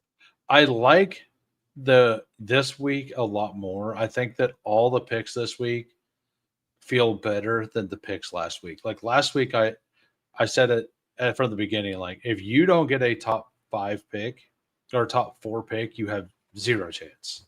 Mm. And that was inspiring after this draft. That was absolutely true because you needed Puka or Bijan, and I think it was just Puka. I think you had to have Puka. Genty. You needed Puka Genty, right? So like that, I knew that it was going to be either Bijan, Puka, JT, or was it Achan up there? There was another player. Yeah, Achan had a nice game. Yeah. So like this week, the running, there's a lot of really good running backs, but there's 4 that are elite, but then there's like another 8 or 9 that are really good, and most of the time those don't come back to the people who got the elites. Mm-hmm. True. So like where Javonte Williams and Montgomery are, like if any of those make it back, like the top 4. to the top 4, like, but they didn't come close. So like the really, really early dog bowls, I'm sure some people got some of that, and those may be the best ones. But like, because Brees Hall's ADP was like 30, 38 or something when it launched. Oh, right, because Braylon, right? Uh, I forgot about mean, that. before the Braylon announcement, I pulled Brees up to the 10 spot because I'm an animal, I guess. But like, the rules don't apply to me, you know. Ruined it for all of us. Now Yeah. that's just where he goes. We took him at ADP. Hey, no, I saved everybody. But like now we have less Jonathan Taylor, Brees Hall teams that we have to fight. You know, like There we go. yeah. So I think I saved everybody. We'd be I wrecked. think the Yeah. community was doing it. Like I seen it on a couple, like on Chad Candle's stream and stuff, that he was starting to go, like he was going more in the second, like early second round, but I just pulled him all the way up. What if Montgomery and Brees Hall is just the combo you need this week? It could I- David Montgomery outscore Jonathan Taylor. I mean, he could. I think that those two absolutely have chances to be the number 1 and 2 running back this week. We need Like, to see it from Brees. We need a big Brees week for sure. I Obviously. don't like. Obviously, I'm going to take like if I was to give odds, the odds are going to be, you know, Achane and Taylor, and Hampton and probably Gibbs. Right. I'm a little like, where do you guys stand on Gibbs this week? Before we get to that one, quick response for Big Bando TV. He's got a question. Would I trade a 2026 second rounder for Olave? I think I would if I need a receiver right now. I think Olave is worth it. And I like Olave, but quick one on that. And then you're saying where we at on Gibbs for this week? I think it's a fine spot. Just, I mean, you kind of just go with Gibbs. Like, I just want to be. I don't want to be. It's not like I'm leaning so much harder into Gibbs. I'm always in on Gibbs if I can get him. Yeah, I feel pretty good with the Detroit running backs against Cincinnati. I mean, they might just kind of take the lead and not really give it back. In a 6-man, would you rather have Amon or Gibbs? Oh, because this is a discussion right now. Like, what's your top 6 in BR? Because for me, Taylor is the clear 101. And then I think it's very, very open between Achane, Gibbs, and Amon-Ra. And I think Hampton's the clear 5, and I think JSN's the clear 6. That's kind of where I'm at. I think in these, I just want to kind of have more even. If I was doing volume, I'd want more even exposure. So I'm going to take whoever's kind of there at ADP just to make sure I get them all. But if I'm just doing like one-offs, I could easily make a case for like Gibbs or Amon-Ra, you know, right after Taylor. Achane, you think his reception should go up a little bit with Tyreek Hill out, and he becomes more critical to them. So I can justify him at 2 as well. But I think the Lions guys, you just want pieces of that. In any given week, it could be Amon-Ra completely going off. The thing with Gibbs, though, is we haven't even seen Gibbs ceiling this season. We've only seen kind of his. Didn't he have a 26-point game? The game Montgomery had 28. He had 26, I think. Gibbs 24.4. Yeah, 24. That's. Okay. I mean, that's like obviously that can win you a week, but he can do something. He can do more. He can do more than that. I'm actually like this is. I'm probably completely wrong here, but because didn't Amon-Ra have like a 30? What was it? 34-point week or whatever it was. Yeah, he's had. Yeah, he has like 2 5-point weeks. Yeah, he has a 34 and a 22. Some of us were asking if he had the ability to be wide receiver 1 overall. And the answer is still no, because Puka exists. True. But he's not in the slate this week, so that's the caveat, right? Right. But no, like, I mean, I'll admit I'm probably wrong on me asking that question. But, like, I actually, if I'm planning on doing like 75 Wildcats this week. Nice. I've been doing like 40, or I've done like 20 the week I got top 5. And then I done 50 last week. You got a slight edge this week. You're building up. I broke even last week. I think I actually lost $16 out of $412 I put in. So like the whatever, nice. Right? But I had I think I had a finish like 80 something or something. I don't remember what it was, but I had a finish that was like a $200 hit, so it got a lot of my money back. But I think that this week there's a very solid chance that Gibbs Montgomery combo could be what you want. For sure. And if you can get both of them, I mean, it's Like- going to happen on some of these, but it's going to be kind of rare. Bo Yeah. Singleton wants to know for this week, Jared Goff or Jaden Daniels. You know, Jaden Daniels coming back from the injury, but he should be fine. He's going to play. You know, he's cleared. And then Goff obviously going hot. I'm going to throw this one to Hartman. What does your gut tell you? I'd probably just roll with Goff. I think Yeah. same thing. Like the Lions might stomp them, but they don't really let off the gas when they stomp teams. I like it. The only issue is how many points did Goff have that week? Goff, the week that they had 4 rushing touchdowns, I think Gibbs had a receiving touchdown and a rushing touchdown, and then DeMont had 2. But I think he still had like 16 points or something. It was the Monday night game, I think week 2. That was the against Baltimore, right? 12.5.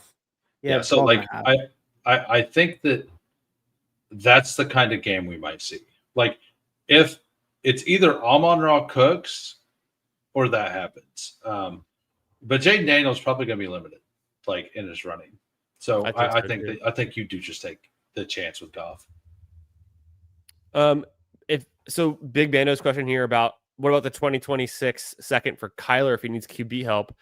I don't have a good gauge on like what a single quarterback Kyler would be worth. All of my dynasty leagues are super flex in particular, but I would think that's probably close if you need a quarterback for even single QB. It seems maybe it'd be a little pricey in single QB. Right. It's close, maybe pricey, but if you need it in super flex, you could never get Kyler for a second. Well, yeah. So if it's single season, I mean, it has to be dynasty because you're trading away picks. So right, it's dynasty single QB. Yeah, I think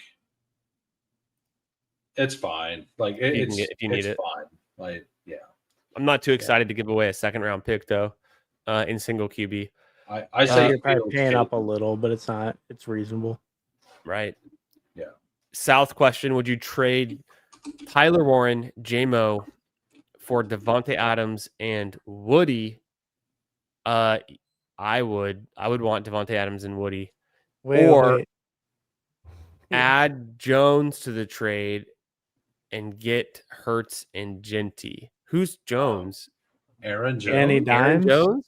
Oh, I think he means Dimes because it's Hurts, right? Danny Dimes. Top 5 QB for top 5 QB, pretty fair. Dimes, JMO, Adams. So you give it's Dimes. You give away Dimes, Warren, and JMO. You get Devontae, Woody, and either Hurts or Genty. Yes. Try to get the Devontae, Woody, and then if you can get Hurts or Genty, take either one. I'd probably want to get Genty and then just figure out QB some other way.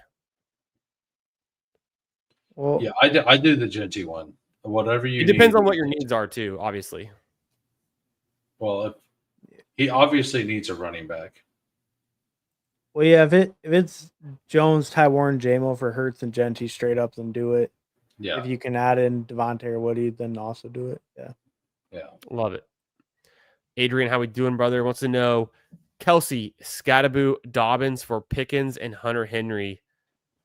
Best player in the trade is Scattaboo.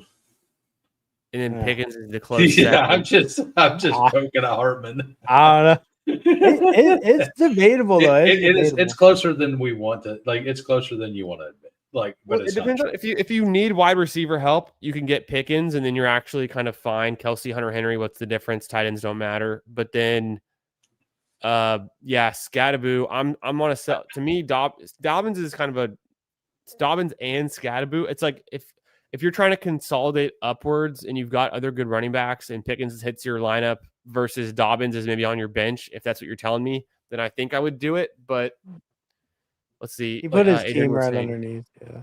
Sorry, what was that, Hartman? Oh, I was just saying he put his team underneath. Oh, yeah. There we go. Shout out. hurts. Yeah, I mean, you've got McCaffrey and Bucky, Justin Jefferson, McConkey. You're flexing Breece Hall and Hampton. So, yeah, Dobbins on your bench, get rid of him.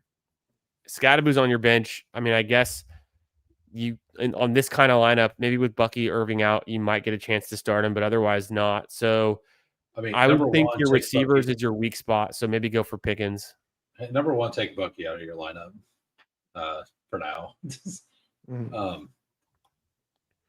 Well, or I would maybe even try to do like Kelsey and Dobbins and just get like a tight end upgrade. Yeah, that's kind of what I was thinking. Ooh, like, that's smart. Like remove the rest of it and just like if you can do Kelsey Dobbins for Ferguson or Kraft.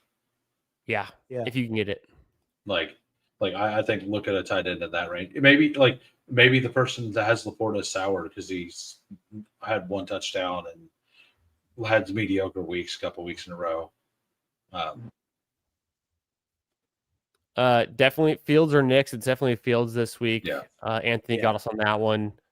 Appreciate you, Fantasy Dog, my man, holding it down. And then South is saying it's a 10-point per reception league. Whoa! No, I'm just kidding. No, it's a 10-teamer with PPR, so that makes sense. Kind of what you're going for with the trade stuff. We think you want you want to trade. You want those guys. Yeah, you want her. Nice coffin. What's up, brother? How we doing? Consider trading Jalen Warren for either Chase Brown or Woody Marks. Already have Jonathan Taylor and Josh Jacobs. I want Woody Marks ahead of Jalen Warren. I don't necessarily want Chase Brown, but I think he also might have a better schedule the rest of the season than Jalen Warren, like Hoohames has kind of been saying. In a few words, I guess I'm curious to see Hartman, and then we'll talk to Hoohames. Who do you guys want in this one? Hartman, you first? To me, Chase Brown's probably the lowest. I maybe lean Warren just for the safety overall, but I can definitely see Marks over Warren. Yeah, it kind of depends on roster. I think it's Woody Marks is the safest of the group right now. Like this is a rookie that they traded a pick and a third rounder next year to move up to get. He now just smashed in a game. He looked really good doing it, really fluid. So the team is invested in him. He's now got his chance. He looked better than the guy who was already there. Jalen Warren gets hurt randomly, and a guy who's been kind of annoying gets Gainwell has the best week and has a better week than Warren has had all year. Like I think Woody Marks is the clear safest bet here. Yeah. Warren's I love Warren, so like I don't want that to be true, but it is true. Yeah, I mean I don't Warren's think looked pretty good at I guess I don't think Warren goes over 28 fantasy points the rest of the season. I think Gainwell had the best running backs game we're going to see from a Steelers running back for the rest of the season, so that's pretty crazy in its own right. But so like the Jalen Warren stuff, like he's looked awesome. Like he's looked okay, but not great running. But he's looked pretty solid in pass protection, which we all know, and he's good receiving the ball. Like if you look at his rushing numbers, they're really not good. Yeah. And Gainwell, he's made him more good. like a receiver. And part of that was the blocking seemed to be better for Gainwell last week, which we'll see if that stays the same. What would you guys do for Caden in his half point? He's got to start one wide receiver between Debo, Marvin Harrison, and Brian Thomas. And then into flex could be one of those guys, but also ETN in consideration. I think for myself, I would probably go Debo and either Marvin Harrison or ETN. Hoohames? ETN against the Chiefs, absolutely. And right, Debo. that was the play, right? So that's the one I was thinking. Yeah. Debo ETN, Debo ETN, yeah. Like it may end up being a tootin' week, but like you can't predict it. Like the running backs for the Jaguars are going to get 20 plus points, I think, this week. Shout out. So that's a good point. Eric Osberg, how we doing, brother? Thank you for being here and for the super chat. Appreciate that. And Let's see what you got going on here. This is gonna be an interesting one. DeMercado, and then we got Michael Carter, and then we got Blake Corum, Tootin, Horton. Love Tootin, love Horton. Come on, Downs. Pick 4, half point. I mean, we're deep. The injuries, the bye weeks. Yeah. This is right up our alley because we've been drafting teams all summer. We've been thinking about these guys like Horton, Tootin, Corum outcomes, the ones we never saw coming, DeMercado and Carter, of course. But we have a good group here with Hoohames and Hartman, and I'm just hanging out. Maybe we can figure this one out. We can solve this one. We got to pick 4 and a half point, very deep for Eric. So we have that's 6 options. It's essentially you bench 2. So I'm going to choose the 2 I would bench. And I'm thinking that I would want to, for safety concern, kind of like for what I would think is going to happen. I love Horton. I think he's one of my biggest sleepers, for this season. And he's already shown touchdown upside. But with that schedule in the matchups for all these other teams, I'm just looking back to see, like, do I actually want to start Horton against Tampa Bay and hope that he gets another score? I think maybe. I think if right off the top of my head, like, you got to pick one or the other with DeMercado and Carter.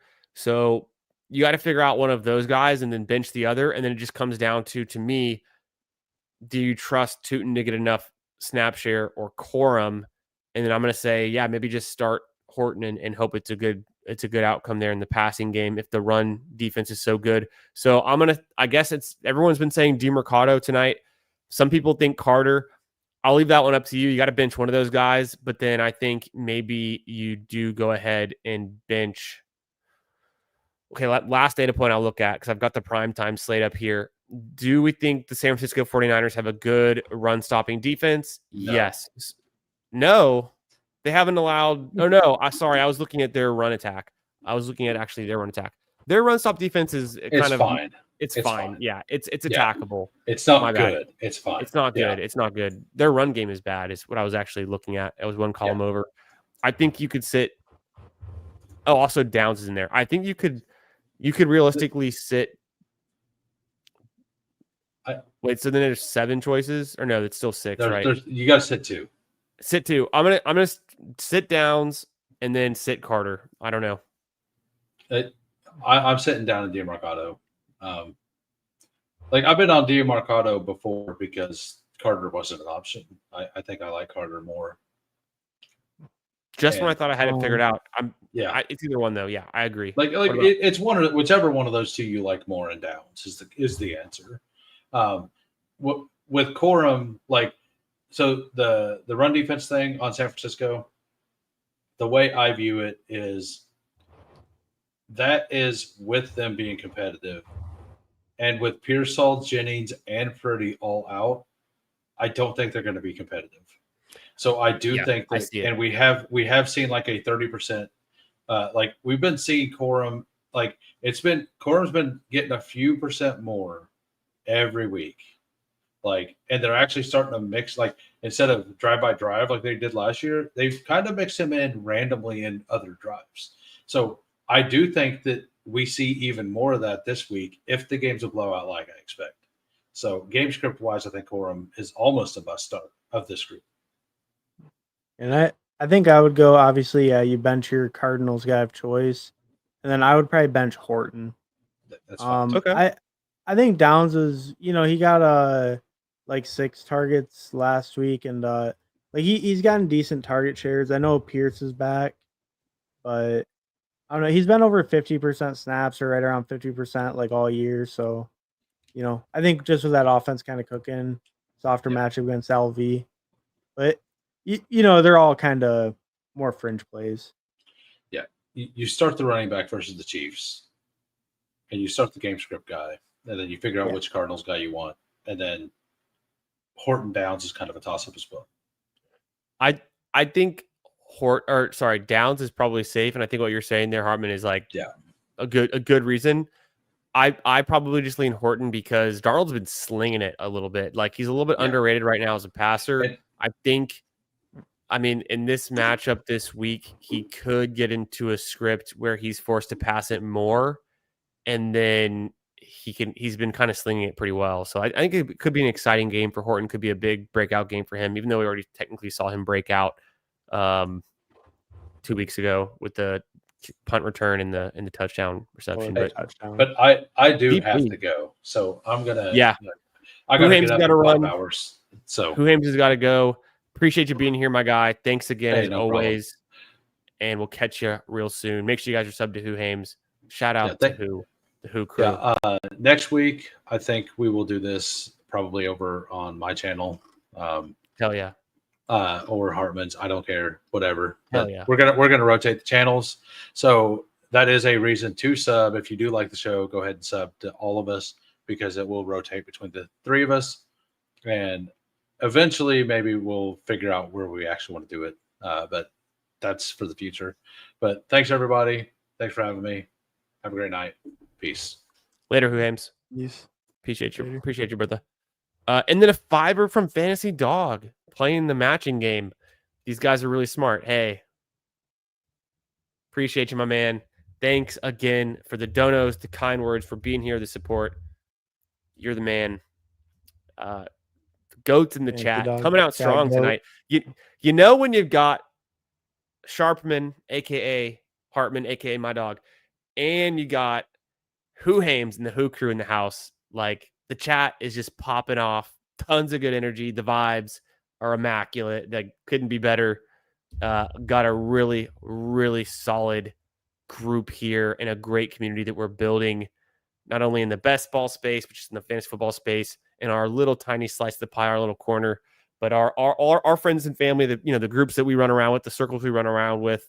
I could say that Hoohames and Hartman have done a great job continuing to cultivate the great community and have fun doing it and engaging with the chat and everything. So always love drafting with these two guys.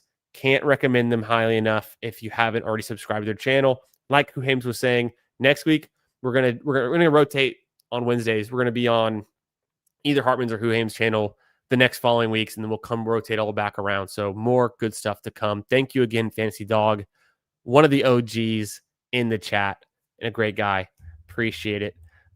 Boom, another one. Bang. $5 from Anthony. Appreciate you, my man.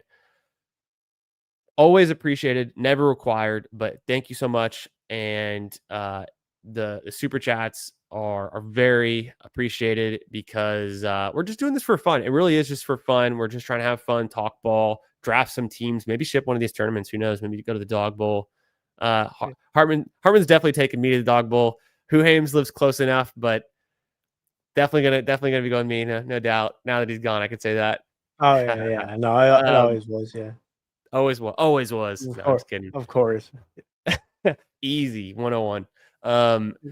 Anthony says here, slim pickings. Okay, need a flex. Demarcus Robinson puked in my mouth. Hollywood, I would consider it. Didn't he just score last week too? Mahomes had 4 touchdowns. Bill, Tootin, or Chubb, asking for a friend. I wish. Well, Christian Watson returns in week 6. Thoughts? I'm not the big Christian Watson guy. I'm the big Matthew Golden guy. I'm also really in on Romeo Dobbs. So I think Christian Watson could be interesting once he's back, but I don't even know it's going to be even more split. What are we waiting for? They just drafted Golden with the first round pick. So I'm not super in on Christian Watson, but needing for your flex, I'm leaning Hollywood or Bill. I don't think Chubb is the worst start either in half point. What about you, Hartman? How you feeling? I think I lean slightly towards Bill. But I agree. Like, I don't mind the Hollywood play. Probably Hollywood is my second pick, but I probably lean Bill. Yeah, I think Bill though too. We just need to see him continue to consistently get those touches because he's been hyper efficient. It's just been like kind of in and out. And then now with Jaden Daniels back, they should be more. The offense should score more. They should be able to extend some drives. Not that Mariota was that bad. He was just kind of clumsy. Right.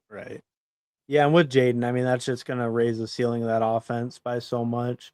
Maybe this first week back, maybe you don't fully get the effect, but for the season and even just with him in general, it's another threat of like a rushing threat that opens up lanes. Yeah, I think you can't Oh. go wrong trying to shoot for the upside of Bill. Hollywood, he's I mean, it's good. Hollywood has the lower floor, I think, because Xavier Worthy's back. He's looking good. And then Tyquan Thornton, he missed. He didn't have a good week, but right, but he can, and he does it pretty efficiently. Hollywood's more through volume. I think, although this could be one of the last weeks to play Hollywood, because when Rice comes back, Hollywood goes to 0 essentially. But give me a dent. Yeah, did Hollywood score? No, Hollywood did score last week, didn't he? Or am I confused? Hollywood. Well, I don't. Did he score or did he just have? No, he did. He definitely scored. Yeah, he scored last week. Thornton. Yeah. Thornton didn't score last week. Finally, Thornton had been on a hot streak, and then Hollywood got the score last week. Definitely, yeah, I just got it straight there. Hollywood was pretty decent last week. Yeah, he scored. Worthy opens up Brown a little bit. If we think Mahomes is on a heater, maybe we just go there. The Jaguars kind of an underrated pass defense, is what we've been saying, though. Yeah. I mean, Hollywood's getting he's got 5 or 6 targets the last 3 weeks in a row, either 5 or 6. So it's a decent floor, but yeah, I mean, I think Bill gives you better upside and around similar floor and probably better overall upside with Bill crossing Merritt. There it is. That is gonna do it for tonight. We only got to draft one team, but it was a banger of a team and it was a dog bowl, so a pretty big stakes team there. I think next time we'll try to draft some more teams, but that's just how it goes. Everyone's excited. It's a Wednesday. There's a lot of things going on with the buys, with the injuries, and so it gets tough. At the end of the day, this is a clutch week for a lot of people, and I think going forward, the bye weeks are only going to start to compound and these injuries. But I think we're at peak interest right now of what to do, what's next. And it was a fun stream. We covered it all. We covered every topic essentially, even though we didn't actually go through the individual games. I put some data together. I guess we'll review that next week or maybe this weekend if we have some time to get into some. But Hartman, thanks for coming on, man. You and Hoohames are doing a week 5 preview show the morning of this Sunday. Is that right? You guys doing that again? No, that's false. False. Fake news. Nah, that got canceled. That program's no longer available. No, Hoohames is doing a show on Sunday with Big Draft Energy. Big Draft Energy. Oh, I did catch that. Okay, see, here's the thing. We've been streaming for 3 hours. It's midnight in Central Time Zone. I just totally forgot everything. I was trying to do a good promo.